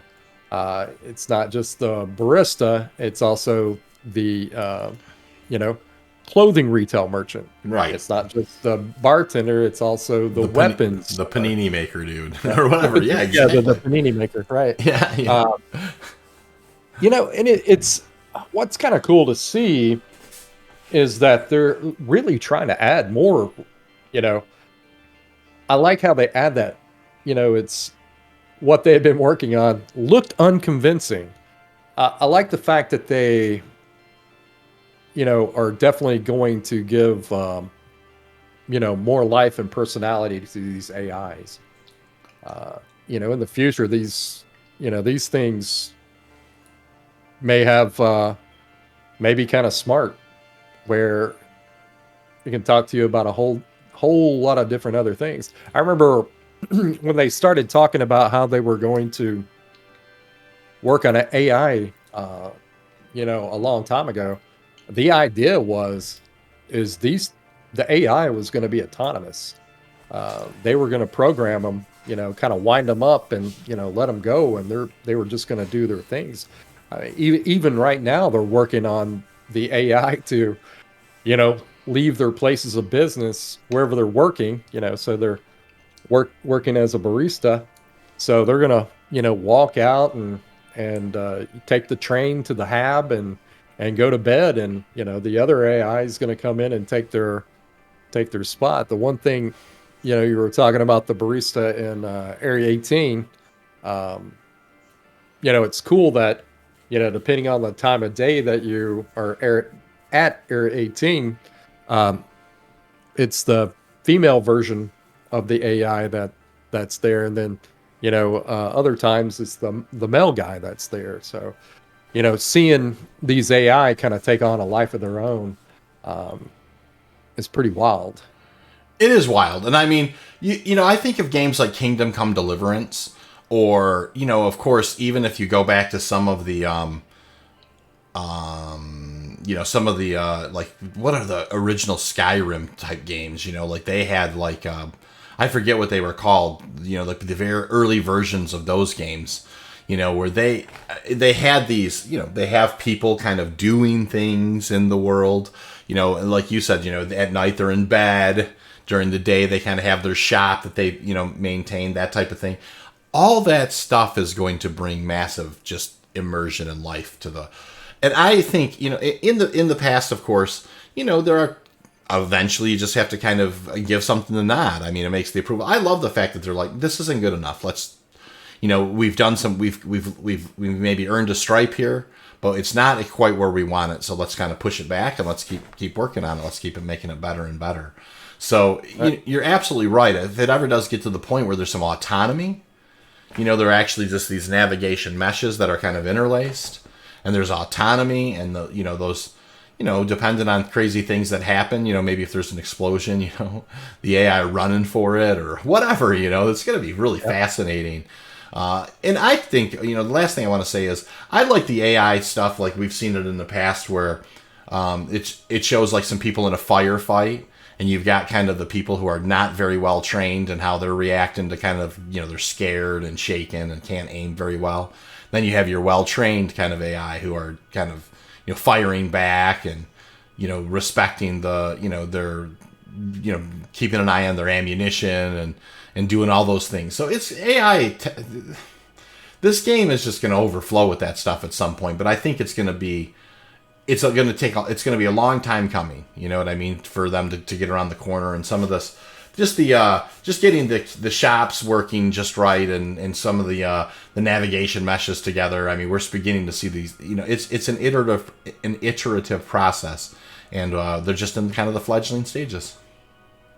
Yeah, it's one of the things that they finished up work on in this past June was, like you were saying, was the AI.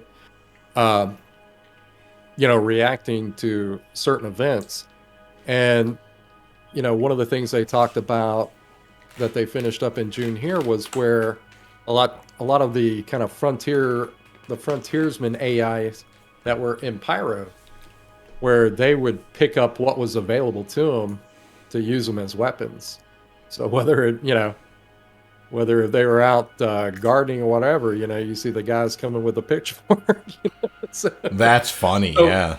Yeah, so you are going to have the better trained AI and, just some of your, everyday Joe AI that, not that proficient with, with a weapon, being able to try to defend themselves when, because a lot of these areas in Pyro are going to be raided by pirates, and watching those guys try to defend their area, that's going to be pretty cool to see. And it just all this different AI content is just adding.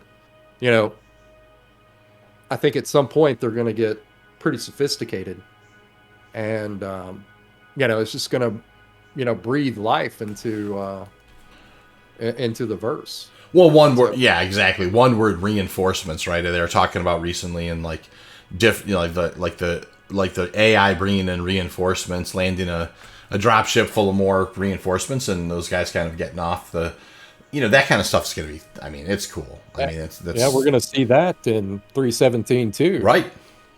With the AI actually landing ships in the zone.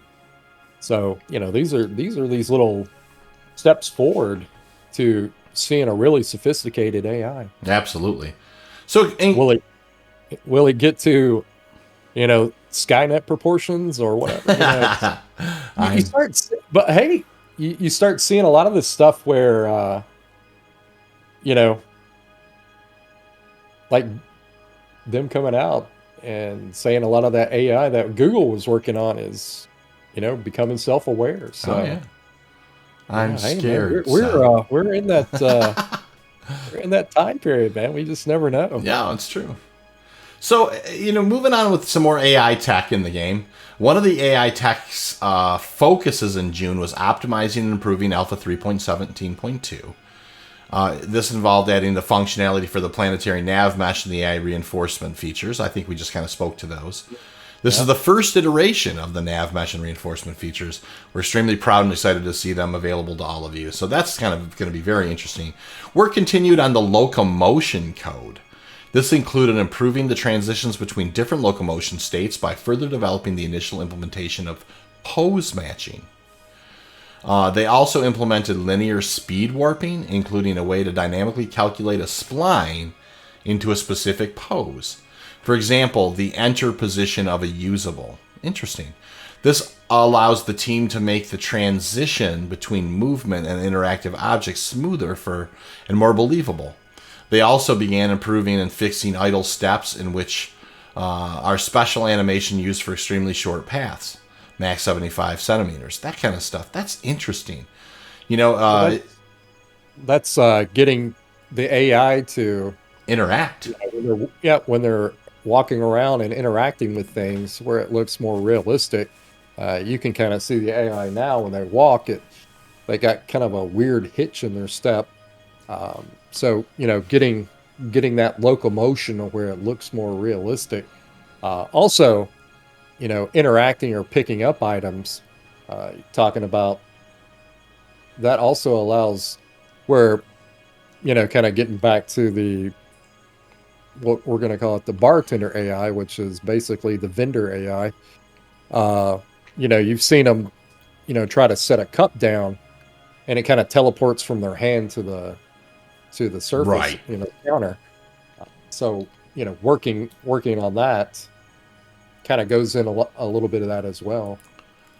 I think we take for granted, I mean, just because, there's so much polish in a lot of games or whatever, how incredibly difficult it is to kind of enter and exit animations in order to make it not look like there's a hitch in it, like in order to make it where, AI doesn't look like it's, kind of floating or moonwalking. It looks like there's some weight in the way that they're kind of moving, and I think, Star Citizen does a really good job at that stuff, but I think that there's a lot of room for improvement, and it does seem like that they're really kind of laying some of the groundwork and continuing to improve the back end tech to make it more believable, and more believable is always going to be, a Star Citizen forte, I think. And something that they've been doing fantastic at, and something I think that they're going to continue to do fantastic at. Well, that's the thing, is kind of raising the bar. I mean, we've seen other games that, even with the AI behavior, or just say with the NPC behavior that, a lot of games have. Heck, even in the state that Star Citizen is right now, still is better than most. So with them, constantly refining it and polishing it up and adding more functionality to the AI, we're going to call them AI because they're not necessarily, at some point, yes, they're programmed, but they're not going to be NPCs where they're just coded to do, one specific thing. These, a lot of these AI are going to have a lot of different functionalities than a game's just basic NPC. So it's like every AI is going to be reactable. Even these vendors at some point, where if you could, say in these areas that, where you could pull a weapon on them, they're going to react to that. They already talked about how, these different AI are going to react to the state that the player character presents to the AI. So being able to pull a weapon on the AI and the AI freaking out Immediately, or or fighting back. Yeah, or immediately damages your reputation with them. Exactly. So, these are not, these are not your, normal everyday NPCs. No, they're not. And so, kind of continuing on this AI tech for 3D navigation, the team improved the implementation of Orca 3D for collision avoidance. And if you can imagine, collision avoidance has got to be one of the biggest, issues when it comes to kind of having, this vision of quanta being physicalized, entities or whatever. So, and continue to develop brake splines. Brake splines can be dynamically attached to systemic movement of any entity that uses 3D movement. Currently ships that will include characters in EVA in the future.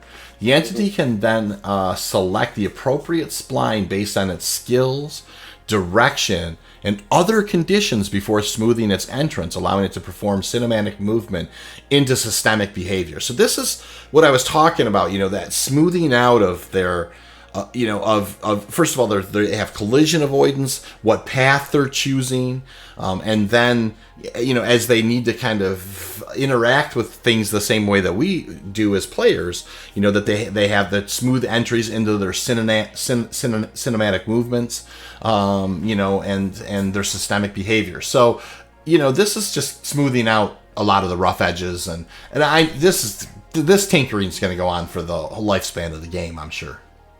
Oh, absolutely. And what's pretty neat about uh, this little paragraph here, kind of talks about, having the AI EVA across, the surface of your ship. Um, think about, you know, the AI pirates, trying to board your ship, and you have those guys kind of crawling over the surface trying to, find an entry point to your ship, and kind of EVAing around your ship and being able to find some sort of breach point. Yeah, and gracefully take advantage of it. You know what I mean? Yeah. So, I just, recently having kind of EVA'd in and out of the Prospector, for instance, it's such a cool animation. That EVA out, EVA in.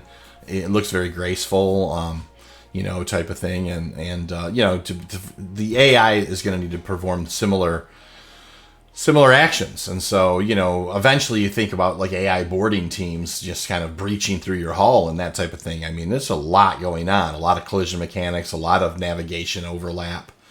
It's going to take a tremendous amount of tech in order to get that stuff squared away. So, Have you seen a lot of that new EVA animations that they're adding to the player, where you're moving across the surface of a ship, so you're kind of pulling yourself along and gliding yeah, across the surface of the ship? yeah, that's really cool. That's the functionality that they're adding to the AI. Yeah, that's really cool. All right, moving on here for a little more AI tech stuff here. Yeah, here's the memey part of the section. Yeah, for trolley use, the team focused on tasks to allow an NPC using a usable, in this case a movable object, to be dynamically attached to another usable, such as a parking spot. They also supported the trolley lightweight update and tweaked path following to allow it to minimize the distance of the trolley from the path. So it does seem like they just kind of, they're tightening up trolley use a little bit. And we laugh at trolley use, and of course, there's reasons.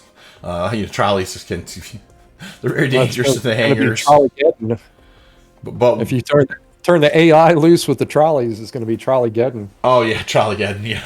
But I mean, with the cargo refactor coming, trolleys are going to become important. I mean, they really are. You're gonna, it's like you could probably grab, single, dependent on, a box at a time, or you could throw a bunch of boxes on a trolley and haul it around a corner or something. Well, that's the thing is where they're going to be using these, hand trucks to transport cargo around, or are they going to have, you know, kind of things sort of like the mule, but kind of in a truck capacity where they're moving those things around, or are they going to be kind of a something that's going to be like a hover, some sort of hovercraft that you put this stuff on, where you can load like 100 boxes on this hoverable hand truck, where you can push 100 boxes up into your ship that way. I would say that it's probably going to be a hover type thing, because any type of, you're going to see a lot of this weird transition with, so you did like have like normal style hand truck where you have the wheels on it, so you're going to have, being able to push them up the, up your cargo ramp and things like that, where it gets hung in between that transition from your cargo ramp to the dock. So I'd say a smoother transition if they added like some sort of hover technology to it. Get some Xi'an tech going for sure. I think the hover stretcher is the thing I think a lot about. It's like when they get down states kind of straightened out, and you're kind of using your Cuddy Red. Maybe there are these mission types where you've got to go either pick up injured NPCs or something along those lines, just and bring them back to the hospital. That hover stretcher type thing might be kind of cool. You know what I mean? So I hope that they have something like that in the future. And it does seem like getting these interactable things in place where they're a little, certainly a little more sound, a little more stable. So never a bad thing. So on the sub-assumption side, multi-tool aspects were upgraded and bugs were fixed to move development into the improvement phase. And I thought this last line was very interesting. A new panel was also added to give an advanced selection of parameters when the drop-down menu becomes too large.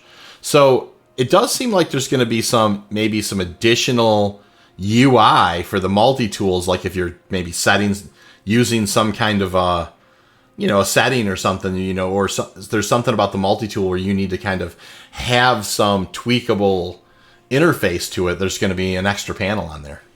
Yeah, it's with the AI interacting with that. Yeah, hopefully they'll get, when they're, because the subsumption is where the AI becomes physicalized. So with these guys being able to use the multi-tools, so I guess at some point the multi-tool is going to have, more functionality to it where, the AI is going to be able to use the different functions on that multi-tool.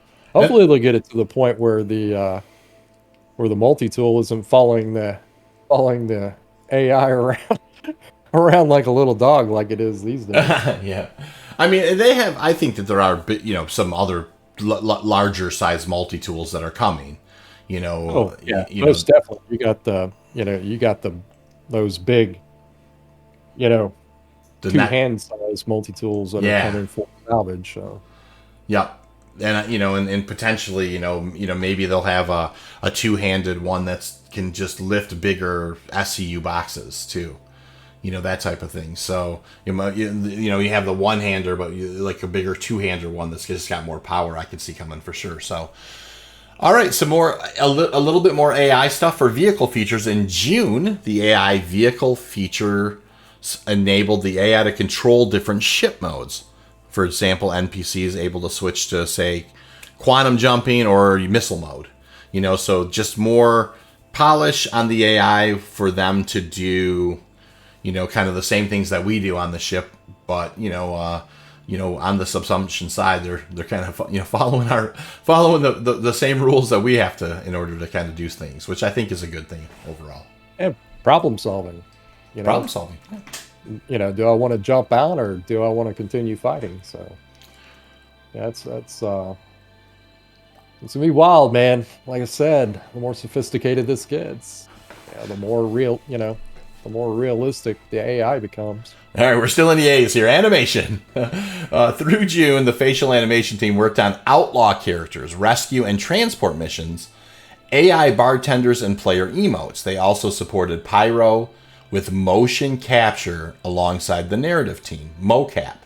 Not sure what they mean by that. They supported Pyro with motion capture. And they just they have like a special name, mocap, alongside the narrative team. Regarding mocap, the new studio is progressing well. With the truss being completed, the team are currently setting up camera, computers, and other equipment. So, it's motion capture. What do you think they mean by that? What they're doing is, this is part of the narrative team. So this has to do with missions in Pyro. So they're basically animating the AI for these particular missions, depending on whatever the mission is. So basically, when you have the motion capture, you have, somebody, you put on the motion capture suit with a little balls on it. Oh, the green screen stuff. So I see, like for specialized narrative, they're basically ramping up mocap stuff. Yeah. So, so you see, they're basically, recording all these different actions. So they put the actor that's in the mocap suit in these different scenarios. And that allows them to generate the wireframe stuff that a lot. Yeah. So it's they're adding that animation to the AI. That makes sense.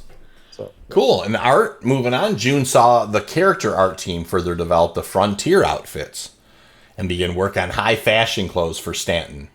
They're also creating new outfits for various upcoming events and promotions. And listen, there's lots of cool and lots of kind of really weird fashion in Star Citizen, and I love it all. I think there's some cool jackets, pants, and there definitely is. I don't know about the high fashion stuff, but have you taken a look at those Frontier outfits? I haven't. Man, I'll tell you what, those are some of the, coolest clothes I've seen in Star Citizen so far.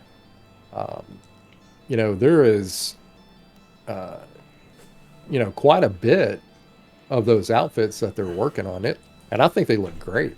So, Man, I can't remember the name of the game. It's terrible of me that I don't recall it. It was an MMO, but I remember and it wasn't Star Wars Galaxies. It was after Galaxies, but it was like an MMO where eventually all I ever really did in that game, like there was lots of things to do, was just find cool clothes and go to the nightclub. It's like I forget the name of that MMO. Did you suit Larry? Were you playing? No. It was definitely a futuristic one, and I'll have to think about that. I'll have to like kind of dig through the MMOs. It seems like it was like called AO or something. I can't remember what it was called.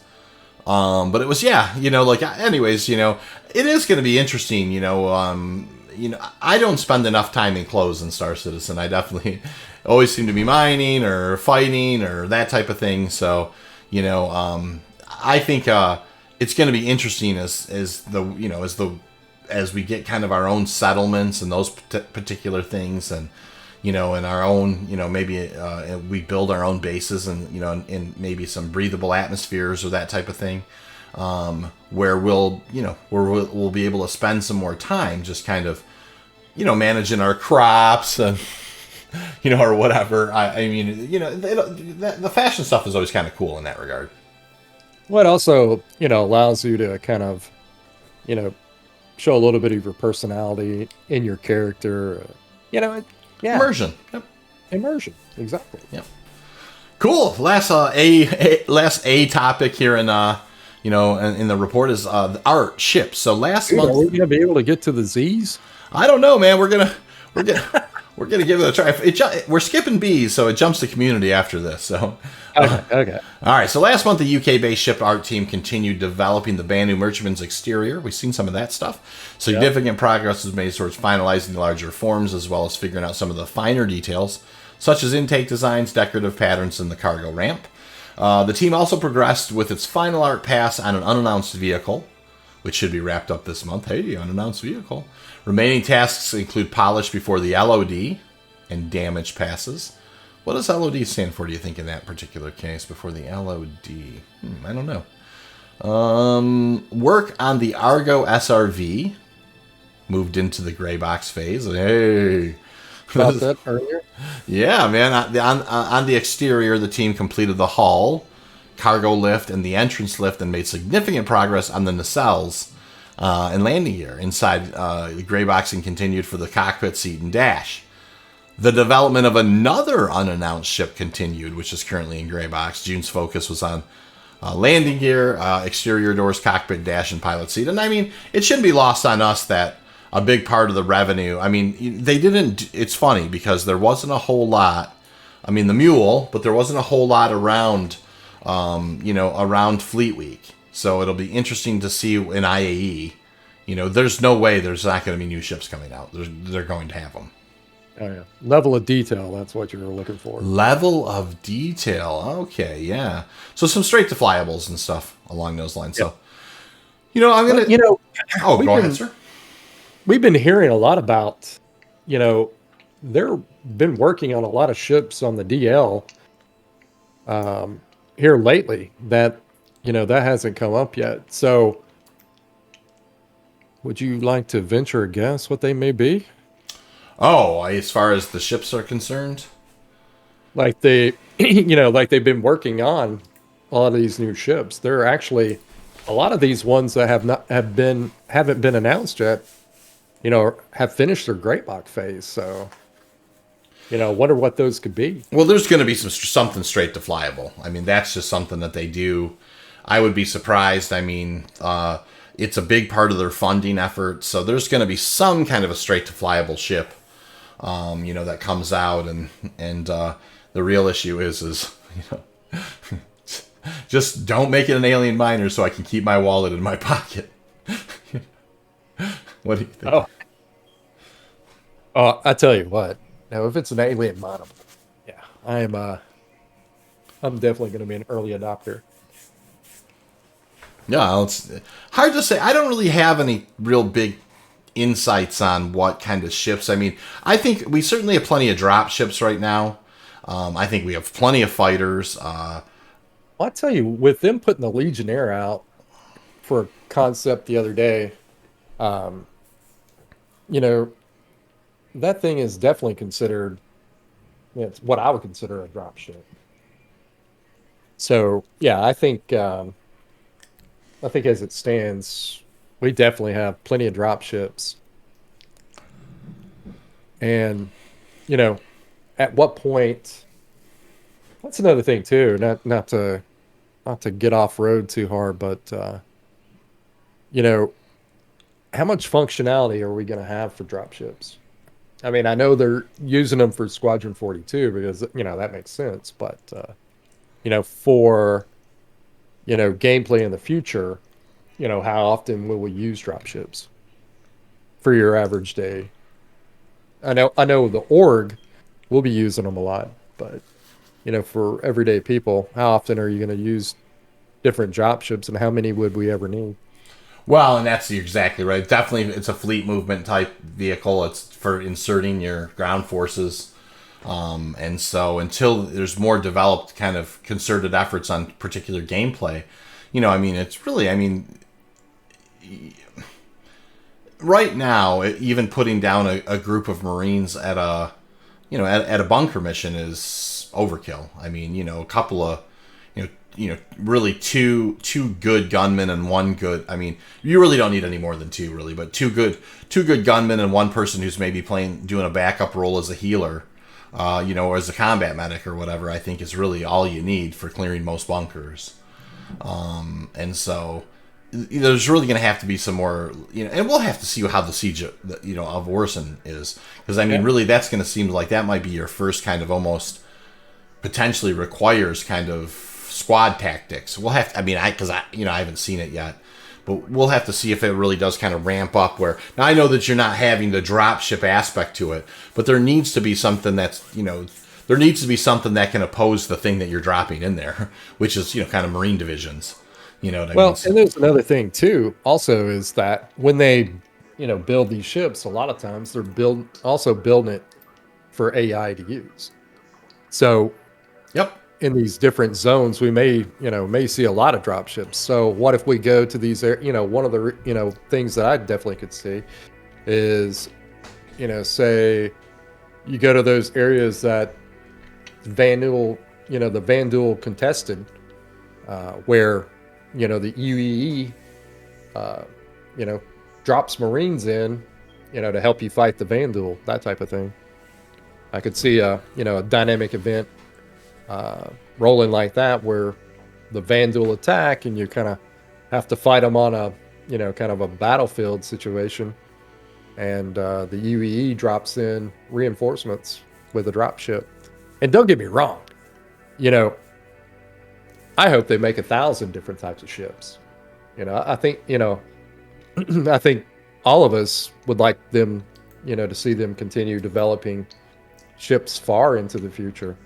That's the big thing. It's like with the, not necessarily, it's not necessarily an expansion, but every couple of months, they drop a new ship, something new for the game.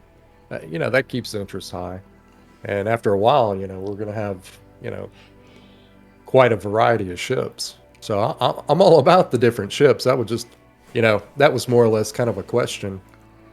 It's really hard for me to like thinking about like what future ship it may be. It's very difficult for me to kind of to just kind of just to ponder that like it's there's so many different ways it could go. I mean, and I don't necessarily know if there's any particular aspect that I feel like we're really really missing out on. There doesn't seem to be a whole. I mean, there really have been a pretty concerted effort to get some good ground vehicles out. I do think that we're good on fighters. I do think that we're good on dropships. To me, like maybe some kind of a pocket carrier that was straight to flyable, maybe. But I mean, you have the Liberator, and that's going to be its own, beautiful beautiful ship at some point. You know what I mean? So it's hard to say. I You wonder know, if they'll have a Liberator ready for Pyro. I hope they do. I mean, that seems like obviously the Crucibles or the Vulcans, and you got to have some way to, they got to figure out this, and maybe it's just unwritten and I don't quite understand it, but I still need to. This, it seems like it's going to be. I understand how you're getting hydrogen. I still am not 100% sure how you're going to get your own quantum fuel. That is, until they kind of either do this Starfarer rework and you absolutely can bring the processed quantanium on board and somehow feed that into the, to some kind of a refinery on the Starfarer. But they have to get that part of it figured out as well. That certainly could be a type of ship if they're not going to allow the Starfarer to do that. It would be some kind of a quantanium refinery ship, that would make quantum fuel. That would be, because there has to be some kind of an answer to that. It's like, so, I've mined on Pyro Quantanium and I brought it over to the Expanse, and now I have a Starfarer sitting there and I have an Expanse full of refined Quantanium. How do I make the fuel here and fill the tank? You know what I mean? That's I certainly hope I don't have to fly the Starfarer back to Stanton, because I'm not taking it to Ruin Station, and land and fill up these tanks and come back out again. Well, at some point there'll be the ability to add the raw Quantanium to, or the refined. Actually, when they were explaining that, it's kind of two different things they said, but either it's raw Quantanium or it's refined Quantanium. And for me, I'd say it's probably more the refined Quantanium, where the you've already stabilized it. Yeah, where the Expanse comes into play. Because they already have that port on the back, and I know that the Expanse does have that. They have that hose that is supposed to come off of it. So maybe you kind of lock that hose into that port on the back of the Starfarer and be able to transfer the refined Quantanium to the Starfarer. Oh, that would be fantastic if there was kind of like a refueling type mechanic where the Starfarer could come in on an Expanse and just kind of pull refined Quantanium out of it. Yep, and then the Starfarer actually uses its refinery to take that raw or take that refined Quantanium and turn it into fuel. That's what I hope happens, but if that's not how they're going to handle it, then there has to be one other ship that needs to be in the loop then, you know what I mean, in order to kind of get that to be, to make the fuel. So the community stuff, go ahead. Yeah. Nope. I was just saying, that's, I think we... Yeah, let's keep moving. The community stuff is, I'm not going to spend a lot of time on. I mean, there's been, they've had the Show Us Your Colors. They've had the Anvil Legionnaire Q&A.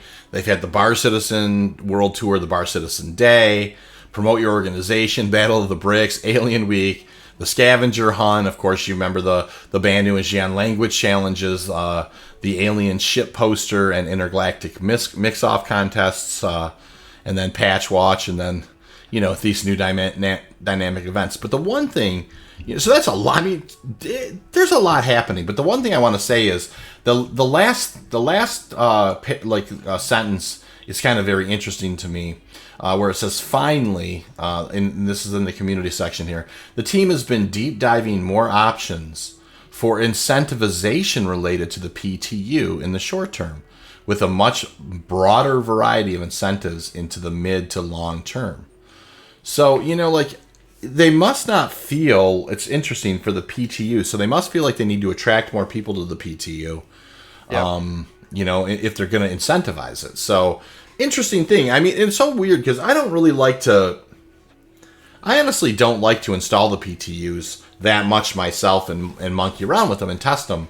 But I understand, that's really changed now that I have kind of the whole mining channel that I, kind of run on the Space Short side. And it's because, for instance, the mining gadgets were coming out. I wanted to make sure people got kind of an early look at that and test it myself. And also, in this last, just like I said yesterday, I tested the mole. It's so important to the community. So I myself have taken on, the PTU a little more than I normally would. But it's, for that reason, it does make sense why they would want more people in the PTU for just pure testing reasons. Well, you would think that, there's not a lot of people that are actually, I think a lot of people share the same sentiment. And if we weren't in a position where we needed to know that some of the stuff that we've been waiting on has been fixed, i.e. the mole, or if there's new, gameplay features for industrial gameplay, these are the things that, we are starting to get into the PTU more, so we can keep our audience more informed, being able to talk about it, a little bit more educated with what's going on. And, Right. And it helps us keep up with the flow of things.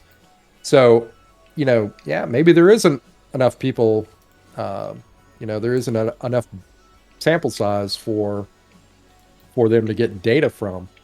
How are they going to incentivize people to do it? Are they going to be, because I used to play, a lot of different games, and say like World of Tanks was one where they had a, their testing, they go through their testing phase, and they would incentivize people to, come play, where you could build up, you go through the different test cycles, and you can build up these tokens, and then, be able to turn them in for in-game items, in the live version. So are they going to do something like that? Give you a little UEC, or, I think it'd be kind of neat if they, give you, something cosmetic. I tell you what, that's, weird as it is, but that's a big driving force for me. When somebody goes, "Hey, we're going to give you a free paint job if you, come and play in the PTU," I'd be like, "Shoot, let's do it." Yeah, put a minimum like 5 hours in the PTU, and you walk away with this, this cool incentive item. You know what I mean? I think that, that's a fairly straight line to draw, and I think they probably, it's probably something that it's not lost on them. You know what I mean? Hopefully not. I'm sure that they can come up with creative ways to kind of get people to pack into the PTU, and it is an interesting thing. Now that I understand that, they feel like there is a shortage in the PTU, it does make me want to actually kind of really spend a little more time when I can for the 3.18 stuff, because the issue council is an important thing to contribute to. Oh, it is.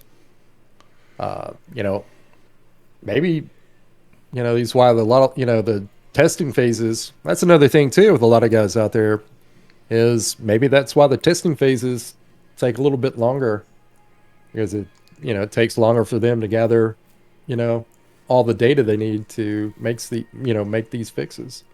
Absolutely. All right, moving on to some engine stuff. Once again, I don't know that we're going to read every bit of this, but a lot of it. It says, in June, the physics team made several improvements to Ray World Intersection, RWI, which now contains a semi-continuous mode to trace against rigid bodies. This makes projectile intersection tests more robust with fast-moving ships. RWI will also significantly optimized 3 to 5 times on heavy usage. So, some collision stuff, with I think probably what you're finding is with when you're firing missiles, making sure that those things are, it looks clean the way that it tracks and strikes objects. Probably cannons as well. Yeah, probably cannons as well. The tilling of dense SDFs was introduced. An SDF coordinate conversion and trilinear interpolation were optimized. Support for player-only collision geometry nodes inside CFGs and CGAs was fixed and extended while work on new ropes continued. Various bug fixes and other improvements were submitted too. Not exactly sure what all that is. More than likely, obviously some more, some optimizations around player collisions is basically how I read that. Well, the big thing here within the engine is them putting Gen 12 in. That's that's their renderer. Yep. For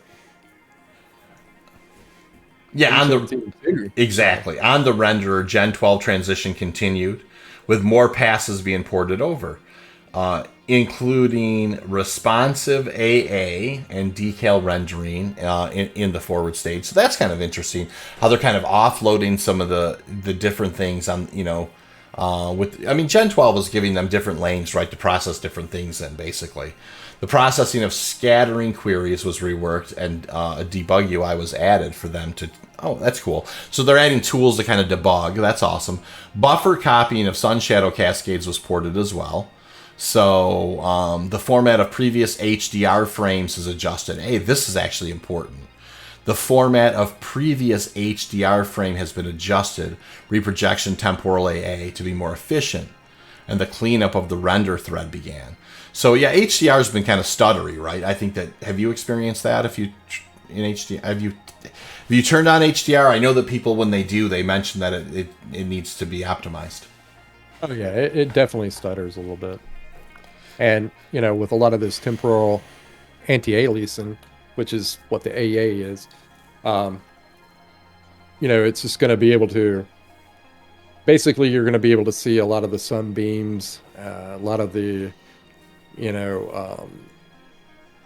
things are going to look a little bit more realistic, especially when it deals with lighting.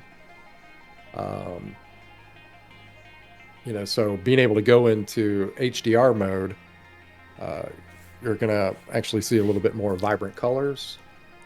So yeah, all this is going to be pretty good with Gen 12. Yeah, so it looks like some additional Gen 12 ports of atmospheric and volumetric cloud rendering continued, which, I'm sure we're going to start. Eventually everything in Stanton will have the new cloud tech. On the core engine, entity areas now utilize tags to track what entities, areas, events send to each other. That's kind of interesting. Tagging is a very important back-end technology for managing kind of your assets. This replaces the hidden hierarchy. They had the hidden hierarchy logic that caused various issues and allows more efficient code. So yeah, they're figuring out different ways to kind of monitor tag and monitor their assets. Work on running the entire code base through include what you use. Include what you use continued. So obviously, just kind of processing what you need at that moment. The goal is to eventually make include what you use a part of the continuous integration pipeline to keep the code clean. That makes perfect sense. That's very interesting. Furthermore, recent integration into the main development branch saw introduction of SIG-STL, EASTL namespace, which is planned to become a customizable STL library for Star Engine. So once again, kind of managing, tagging their assets, and kind of doing some categorizing, classification, of those particular things, reorganizing them. The entity component update scheduler received updates to avoid iterating component lists when using a manual update. Some performance stuff worked on improving file location. I/O continued. Should eventually lead to improved loading times for small files. Yeah, that's always an important thing. Lots of little files are inefficient. So improving that. Improve the R display info. Oh, that's cool. Also worked on an improved R display info. Continued. Lastly, the old FPS analytic buckets were replaced with an array-based frame time bucket that allows more accurate profiling information. And the remainder of the time was spent, bug fixing 3.17.2. I would imagine that bug fixing in 3.17.2 there's quite a bit of tech debt there that needed to be dealt with for sure. Oh yeah, with them implementing a lot of this new stuff in, I'd say, especially when it relates to a lot of the engine work, because that's a lot of code. That's a lot of coding. So I'd say that's a lion's share of, a lot of the things that, for 317 too, even this is, what they are calling, content, a big content thing. It's not, the big feature thing that 318 is going to be, but it's a big content thing. But especially fixing maybe some of these bugs are kind of engine related. So I'd say working on those is pretty time consuming. Oh, yeah, absolutely. Well, it looks like there's some improvements going on with Arena Commander and also with Star Marine. So improvements were also made to the implementation of doors, controllers, elevators, which result in quicker, more robust setups in both vehicles and stations. And plans are also set to kick off new maps and gameplay experiences for Arena Commander and Star Marine. So it's funny because those two that's one of the things that I think makes Star Citizen so cool. I mean, you do have the persistent universe, but you do have, if you want to learn or practice your space combat, you do have those. And if you want to practice FPS stuff, those are important features. I mean, to get those right, to get those kind of integrated, where they have kind of this overlap with the skill sets that you're kind of reinforcing in those two gameplay modes. Iterate into the persistent universe, and the way that they kind of have overlap is super important. So it's nice to see those things getting some love. Oh, it's definitely a good place to go sharpen your skills. Right. When there's these big updates, and I have to, fix a lot of my UI setup, a lot of my keybinds, and tuning my controllers. I go into Arena Commander to fix my joysticks and retune the joysticks and retune my keyboard. Wow, I never thought about using that. That's actually a really smart idea. Yeah, so and then going in there and being able to kind of sharpening up some of your flying skills. Heck, I go in there and pull up one of those things and try to make a little course for myself to go through all the the debris and the stations, and flying through those things at high speed to kind of sharpening my reflexes and my flying skills. It's an excellent place to go sharpen your skills, that's for sure. Yeah, and of course you can get some reasonable competition in there as well, and I think that's and maybe maybe it feels a little more arcade-ish in the sense that like in the PU, and I don't have this problem myself, but if people tend to get salty, in the PU, that type of thing, those are kind of areas where you can it's a little more rinse and repeat. It doesn't feel as if you get blown up, you get blown up. It doesn't feel like, well, geez, I just spent 2 hours collecting this stuff only to get, kind of pad rammed by this guy, type of thing. So it's a little more of that arcade experience, which I think is always a good thing. Oh yeah, it's definitely a thing, and the game within game aspect to it. Yeah, it's. I feel like Arena Commander and Star Marine are useful tools, especially if you're wanting to learn, how to do ship combat a little bit better, or learn a little bit more about the FPS game. I definitely feel like they need to continue developing these things. The race modes in Arena Commander.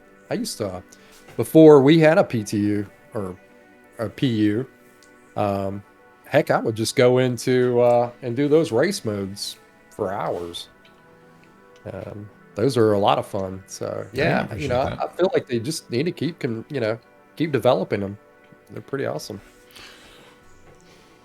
So moving on, features with characters and weapons, and so I think there's a big juicy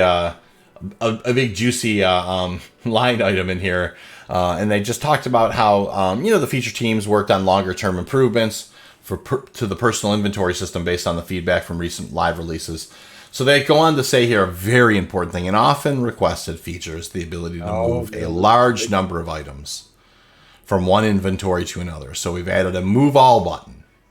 This may sound trivial, but it needs a lot of underlying logic to ensure the resulting service request is as small as possible and all condition logic is executed for the bulk of the items being moved. So that's, help is on the way for all of you carpal tunnel, kind of loot goblins out there, Tell you what, they're taking away the most fun part of the whole game, and that's moving 50,000 different items from one place to the other. How about when we go rock mining and we'll have 10 of us fill up a big crate, and then where we take 30 or 45 minutes to move all those from the crate to the space station. Man, you're going to miss all that fun gameplay. Yeah. I mean, it is like I definitely the one time we went rock mining, and it literally was 35, 40 minutes. I almost, my 11 now 12 just turned 12-year-old. I almost grabbed him and said, "Hey, are you interested in? could I interest you in a $5 bill? Drag and drop these items for Papa." That's right, man. Instead of mowing the grass, can you come over here and move all this? That's what I mean. It's kind of exactly like a chore or whatever. Anyways, kind of a funny thing, but it is. I mean, and I understand that they've, that was the first iteration, but that's something that needs to get fixed for sure. Other features being able to interact with items on the floor near the player may be, and being able to move already equipped items from one port to another. Some of these features are already in large-scale internal testing, so sounds like, as things kind of just drop and are around the different areas, they're working to smooth some of that stuff out. Elsewhere, previously reported fundamental changes on how actor movement synchronization is handled were completed. New logic successfully progressed through the internal testing, which allowed the team to enable the feature in a limited capacity on some PTU servers. This identified additional issues for the team to work through. The goal to have it enabled across all servers in Alpha 3.17.2. Oh, nice. Oh, that's kind of interesting, yeah. Star Citizen had a long ground alignment system that ensures the foot placement of a character correctly interacts with the environment. We talked about that earlier, kind of the weight and the way things look when you walk. June saw the team looking into extending the system to hand placements as well, and I think you kind of iterated on that, like with the EVA hand stuff, as a use case. The vault traversal mechanic was used with increasingly complex shaped ledges to stress test the functionality. So there looks like they're kind of getting more and more kind of off the beaten path with the way that the animation has to interact with just kind of less and less ledge or whatever. This is another useful tool to create fidelity of character animations and how they look across the PU's dynamic environment. So, yeah, I mean, not everything is, that's the thing about the PU, right? There are different, you can't have a one-size-fits-all type mentality when it comes to interactions with things. I mean, a lot of games suffer for that, but Star Citizen looks like it's going to go for high fidelity in that particular case. Well, this has a lot to do with interacting. This is some of these first steps with interacting with the environment. Being able to pull yourself up on ledges. I'd say this really has more to do with these derelict outposts and being able to move around those derelict outposts, pulling yourself up on, areas of the ship, or, climbing up, through different, through like the airlocks and things like that, being able to, move around all those different ships, sort of like, and for future things is being able to interact with the environment a little bit better. Right now, like when you go into those caves and you fall down into those cracks, they've kind of painted the edges of those ledges yellow to, let people know that you can interact with them. At some point, you'll be able to interact with all the surfaces. So it's going to be one of those things where say all these parts of a planet are procedurally generated, it'll be coded in to where all the ledges you'll be able to interact with all the different ledge types, be able to jump from one ledge and be able to, grab onto the other, or, even climbing up in trees, or, um, different hills, or roots, or, that type of thing. Well, with so many different biomes, I mean, and so many different, just features, and, of course, all the different derelicts and all the different flora and fauna. It's an exhaustive list of, it's an insanely exponential list of different types of situations that your character models may find themselves in. So, having the most robust array of ways of they handle that. Yep. Shoot, yeah.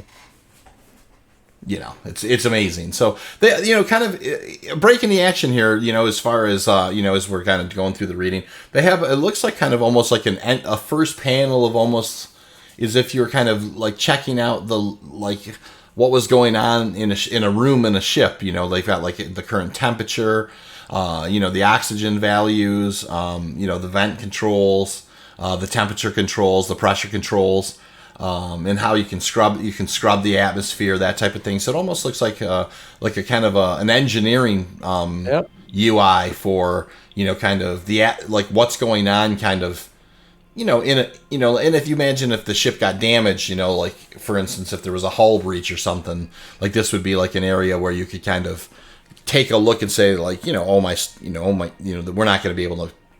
You're going to have your helmet on in this room. There's, we're not going to be able to keep the pressure. It's too cold, or, that type of thing. So, kind of cool. And moving on to features gameplay, it says last month of the gameplay feature began working on the next steps for the salvage profession, which is right up our alley, right? Which involved evaluating the possibilities for the munching mechanic, ship tractor beams, and the salvage grinder.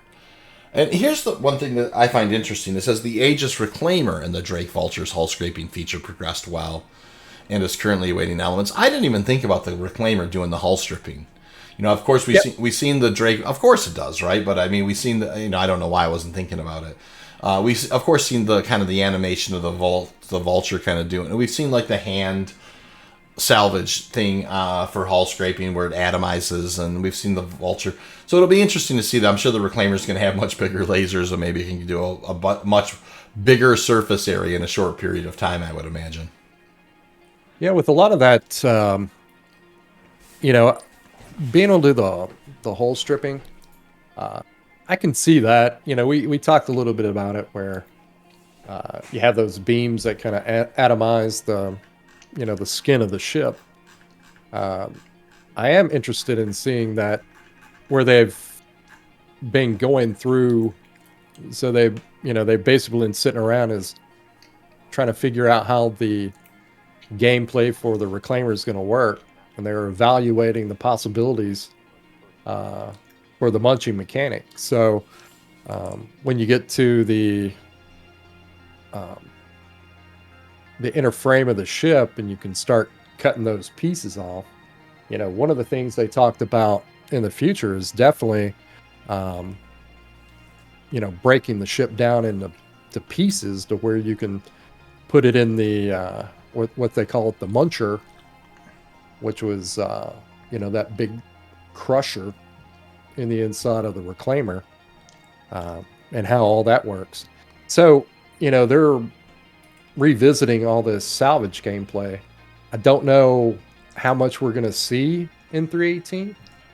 If we're just going to basically, they are, like the other day, we told our guys that, we're not going to worry too much about the Reclaimer this go around, but, for 3.18, it's going to be a big priority for us because a lot of those, functions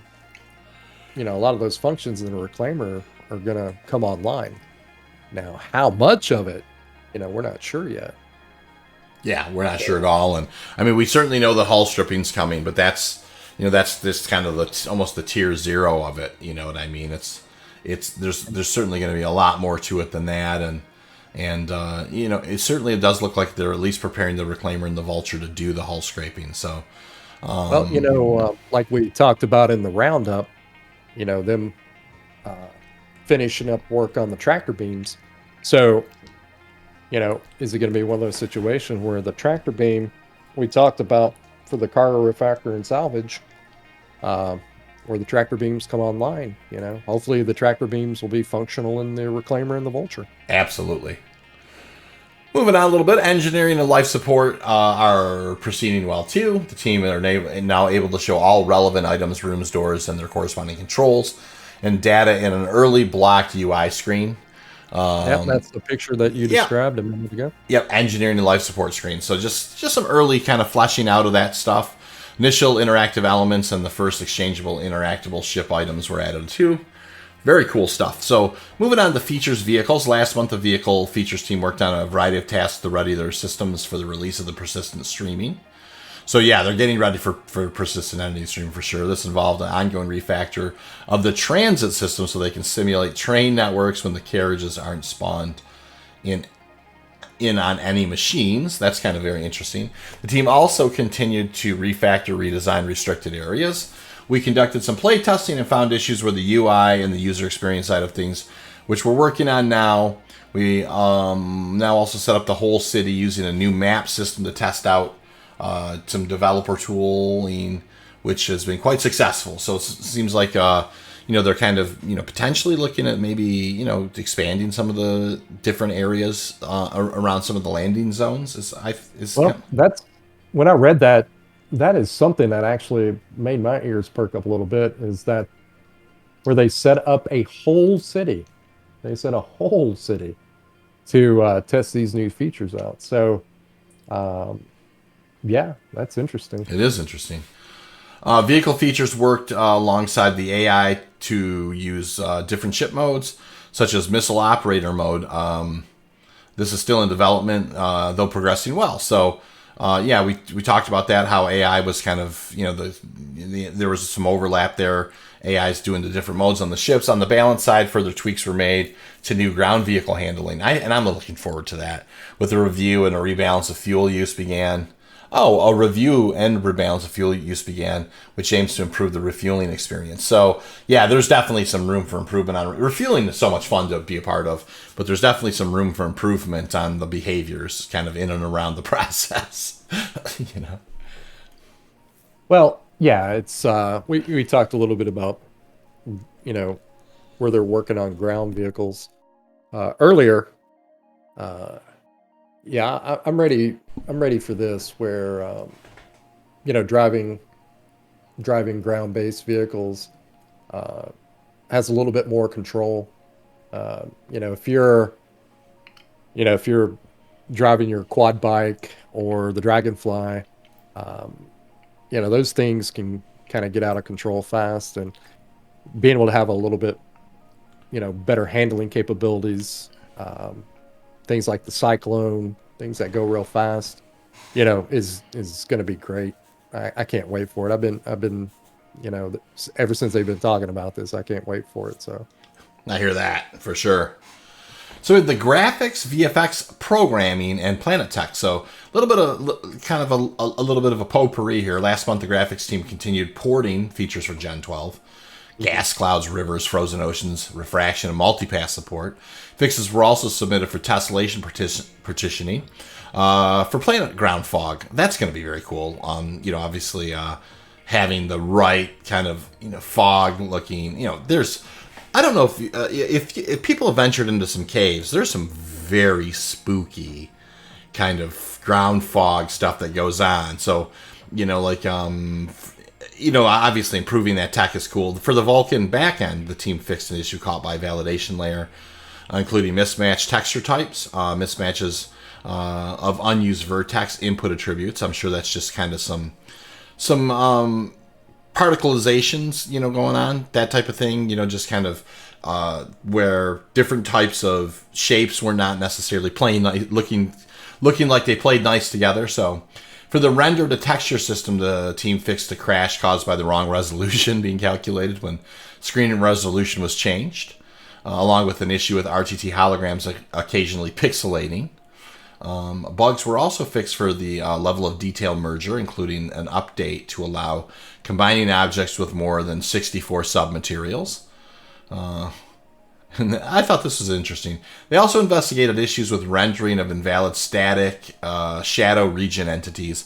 Significant progress was made on the hair shader too, including updates to grain controls, variation tiling, and tiling and melanin selection. So that's kind of interesting. They're kind of working on some of the character building UI via FX programming, continuing investigating online damage maps with persistence. They also continue implementing, IMG UI debug tools for damage maps. So damage mapping is kind of, that's one of the things that, we talked about as far as like the ship kind of wearing and having damage on it. And, that stuff's going to persist. So I'm sure that's all kind of lending itself towards the persistent entity streaming, right? We've been waiting on that a long time. We have. Of course, with the damage map, has a lot to do with our salvage gameplay, repair, engineering. A lot of this damage map has a lot to do with those gameplay items. So yeah, we've been waiting for that to get fixed and rolling. So once that becomes finished, then we're going to see a lot more salvage gameplay. Well, we're in the L's now, so lighting. The lighting team onboarded new artists with work on the racetrack currently being added to the surface of Clio. Did you know that there's a racetrack on Clio? Yeah, the new racetrack on Clio, yeah. A lot of people have been... It's another one of those little areas that people have been setting up as a racetrack, so... they're kind of adding a little bit more, whether it becomes something that CIG makes official and makes an official game, racetrack. They are adding new lighting and for the area to to make it a better track. So they're actually adding those tools for the players. So that's kind of cool. That it looks like they're using lighting to kind of help people get around the track a little better, and some mood. Set the mood. What's cool about that is that when players come together and create these little places in the verse that CIG is recognizing that and providing tools to to make the locations better. So yep. That's neat that they're they're recognizing these little areas that players are kind of using for their own, and I like to see it.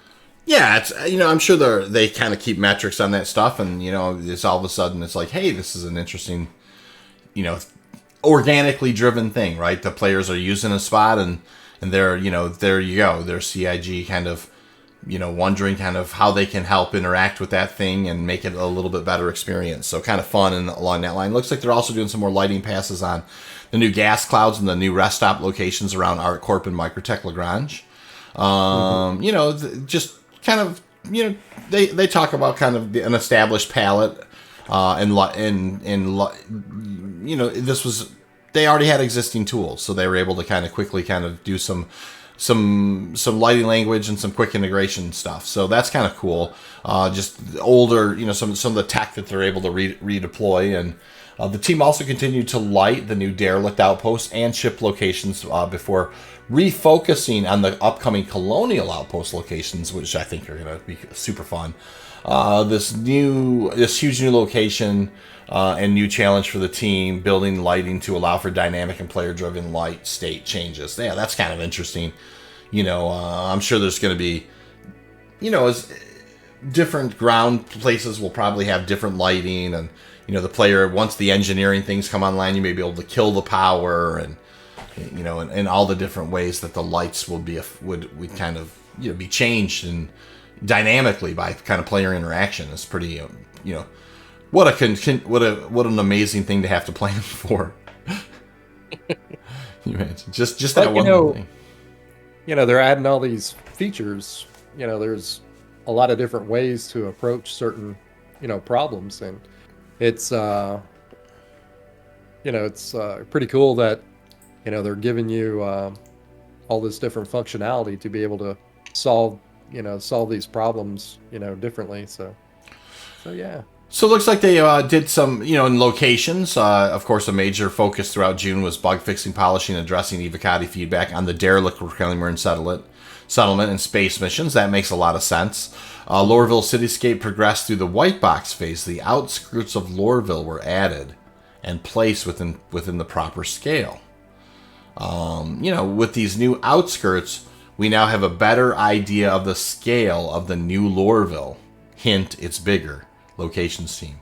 So Yeah, we talked about a little bit about that earlier about AI coming in from these outskirt locations into Lorville.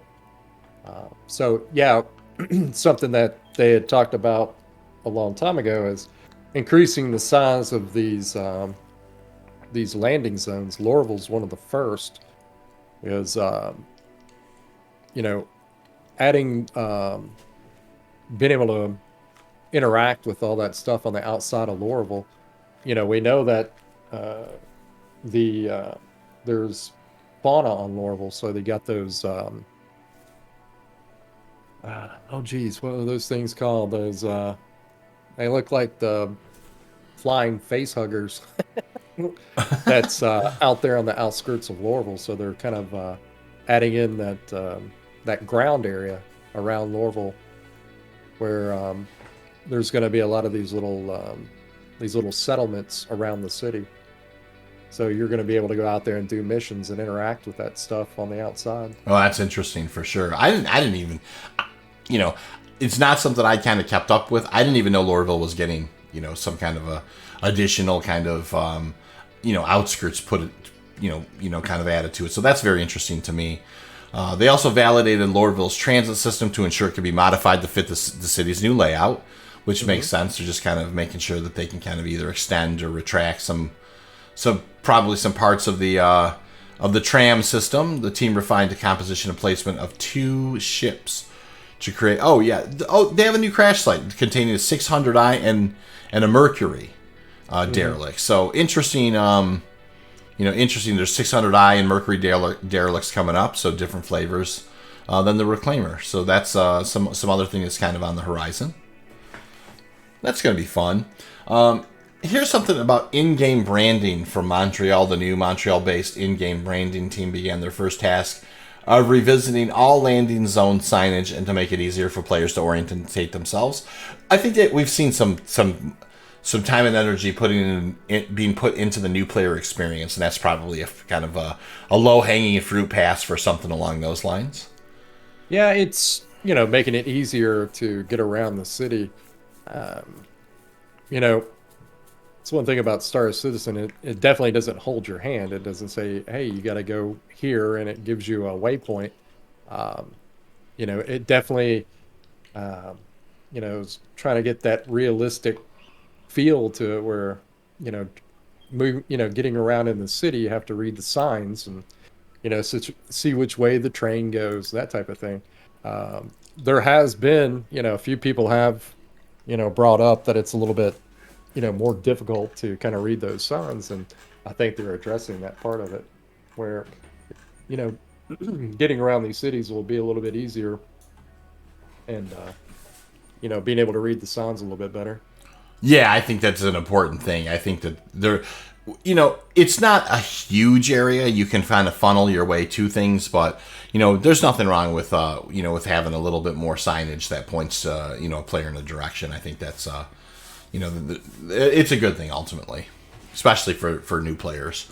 So narrative is now the section that we're on. It says during June, the narrative team spent time on the remaining tasks for Alpha 3.17.2, including getting strings for new items, missions, locations, and vehicle liveries ready to be added to the patch. So narrative teams have been kind of working on that type of thing, more narratively intense than other missions. It has been an exciting challenge for us to figure out solutions for offering the players a compelling story while ensuring replayability and scalability. So, new mission archetypes are, going to receive some narration. So, additionally, writers created several scripts and had a recorded session for the Frontier vendors. Well, that's kind of fun.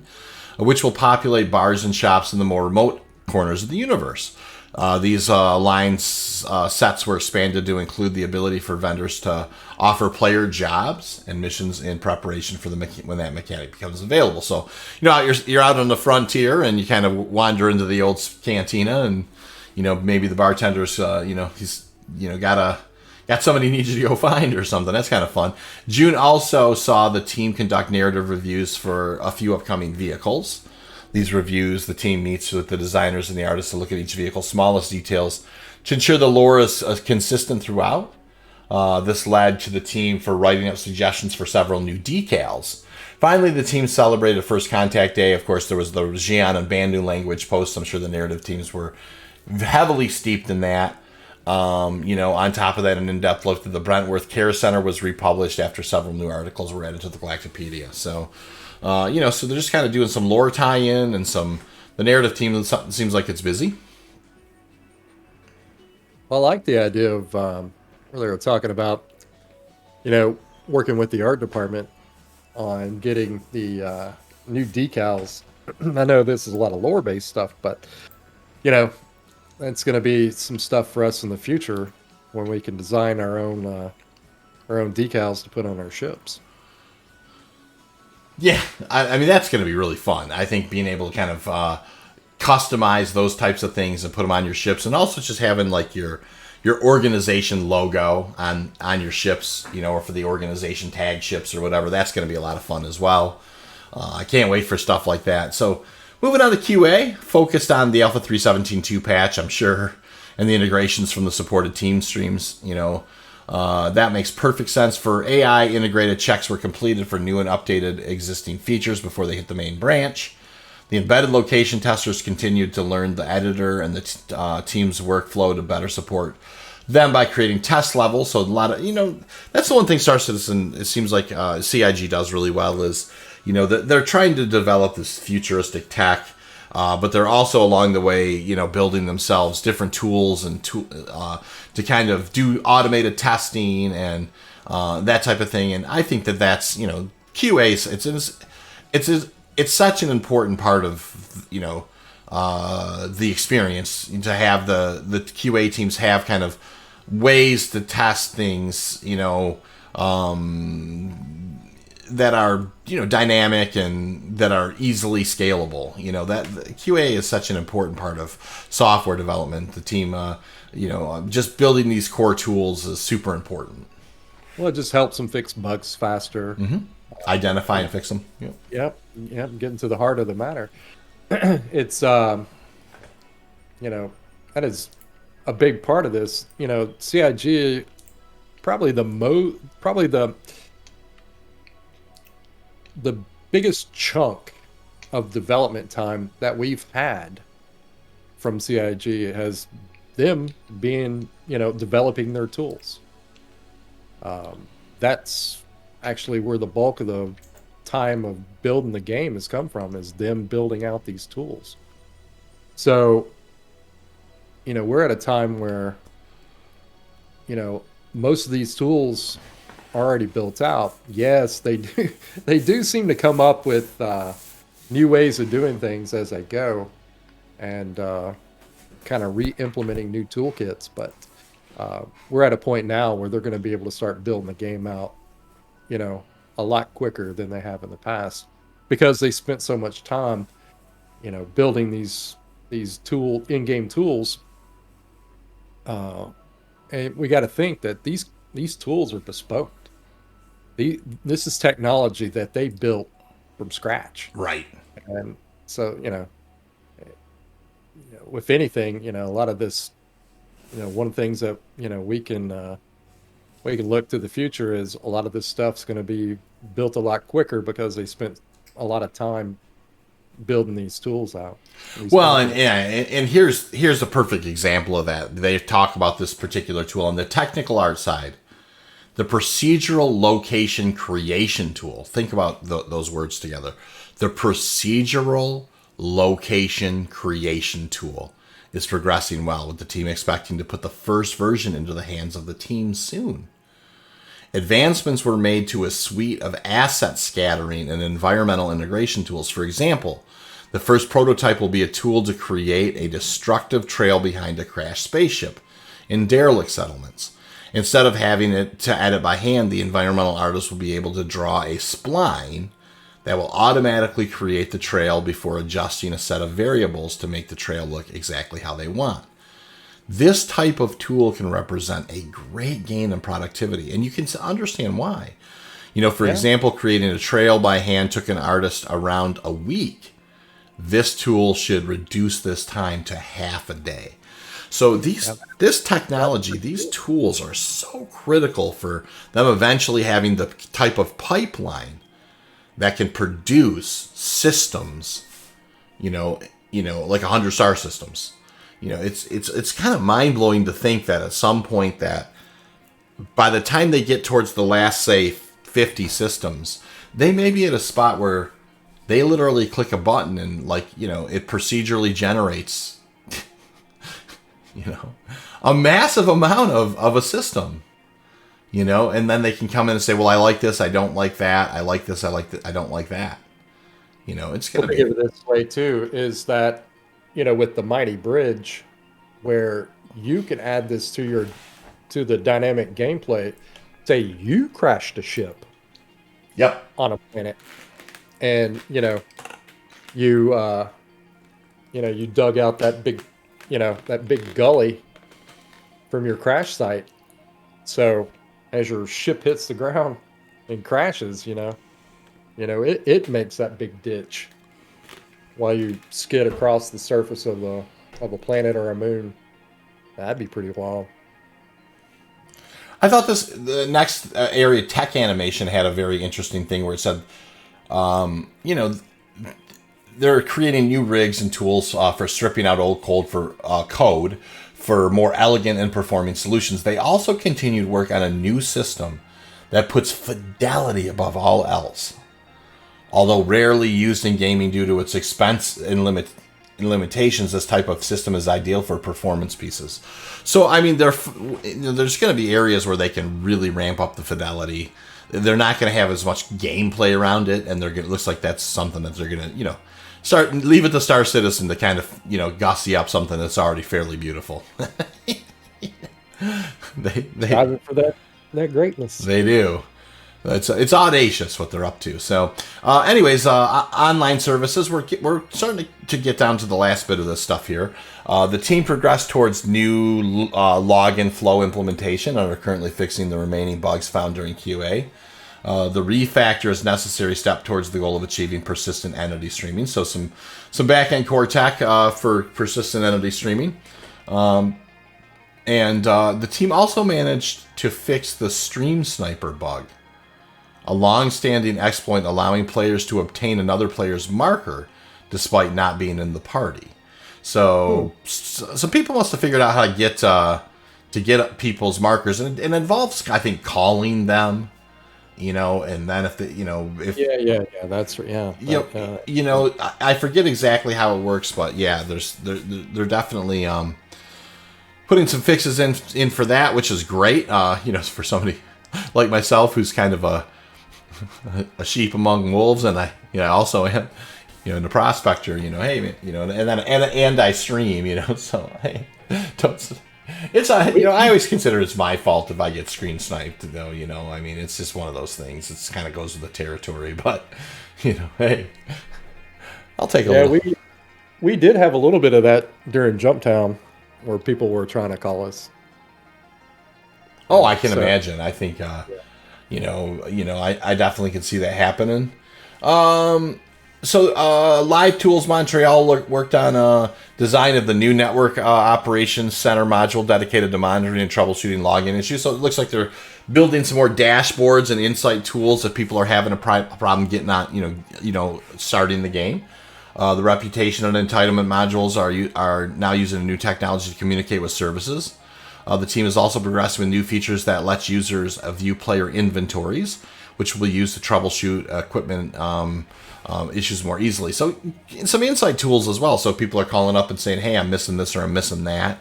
they can look in your inventory and potentially see if it's in there, but you just can't see it or something along those lines. And I'm sure that there are issues along those lines for sure.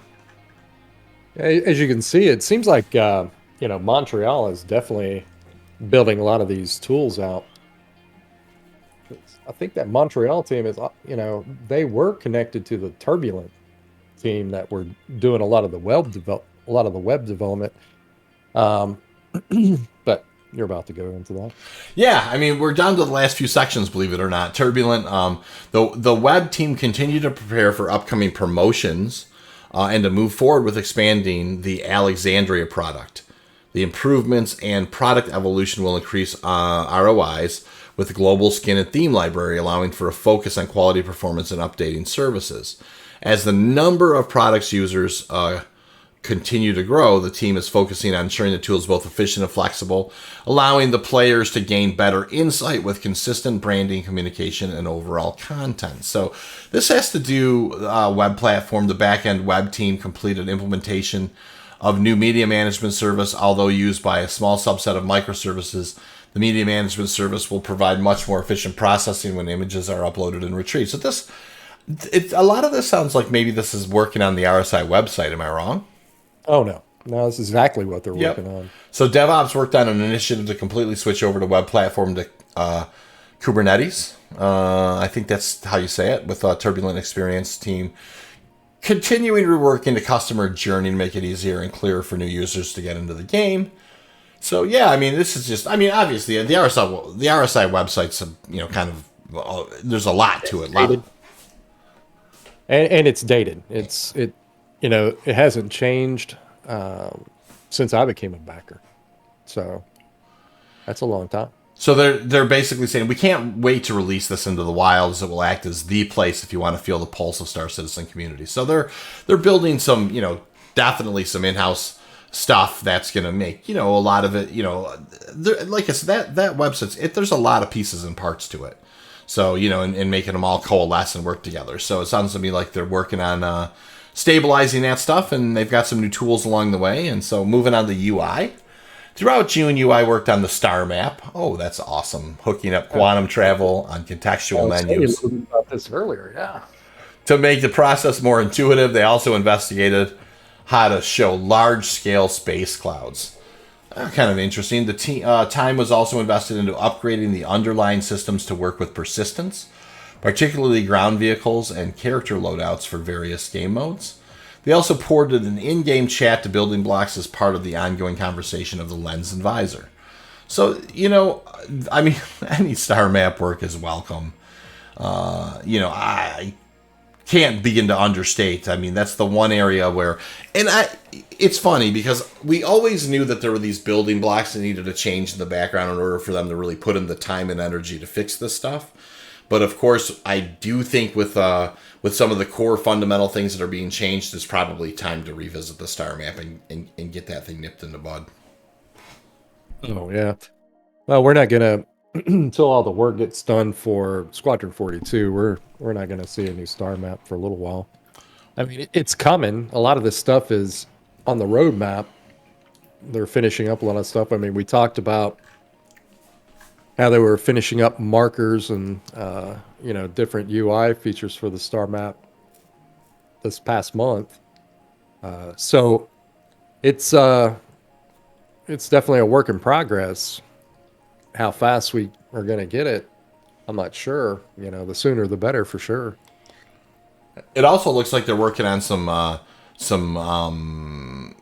tech to make the curved surface things look, curved surfaces look a little better. Interactive holographic UIs and animated billboards and key areas are going to see some improvement. So some stuff around that. And in that last section here, wow, this has been a healthy. These monthly reports are healthy.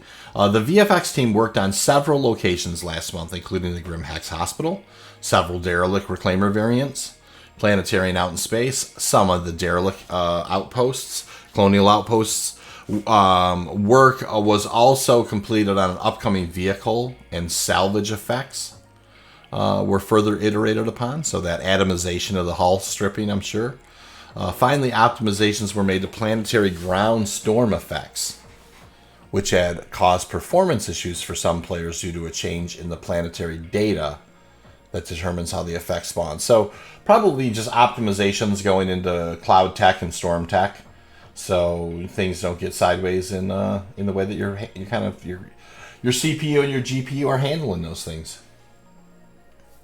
Yeah, once Gen 12 is, is fully functional, then we should see a big performance boost, across the board on a lot of this. So. Well, brother, that's a healthy list of stuff. I'll tell you that much right now, dude. These monthly reports are they're chock full of stuff. You made me tired reading all that.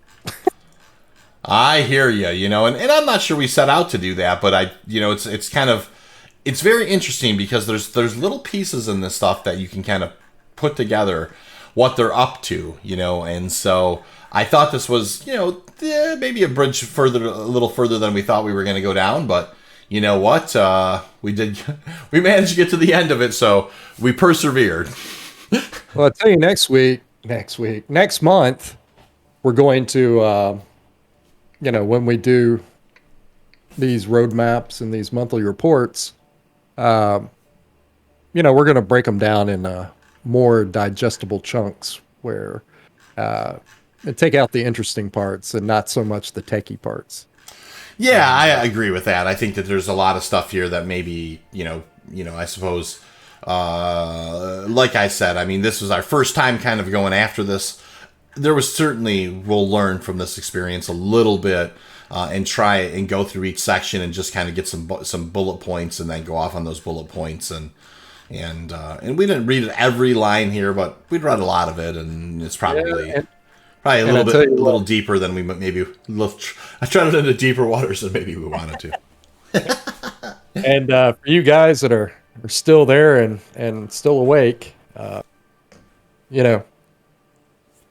gonna streamline a little bit better next time, and we appreciate you taking the time to sit down and listen with us, and hopefully you got a little bit more insight on what happened last month. Yeah, absolutely. So obviously this has gone a little longer winded than we had hoped, so I just want to say to all of you out there that, we've been receiving tremendous support. I can't thank you all enough. I absolutely would encourage you to give us a like. Please do let us know if we can do a better job in any way, shape, or form. We absolutely just enjoy these things. And like I said, I think Zal's absolutely right. I think the next time we do one of these, we'll kind of go through it and kind of pull out the things we think are the kind of the interesting points in each one of these things and try and do a little bit more condensed version.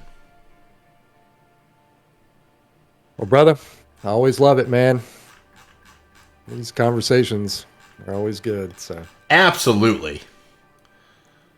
All right. Well, sign us off, sir. Well, guys, thanks for coming along on our little monthly report journey. If you guys have any questions, please, we love the interaction. Make sure you put them down in the comments. And we'll see you next week on the Rock Runners Report.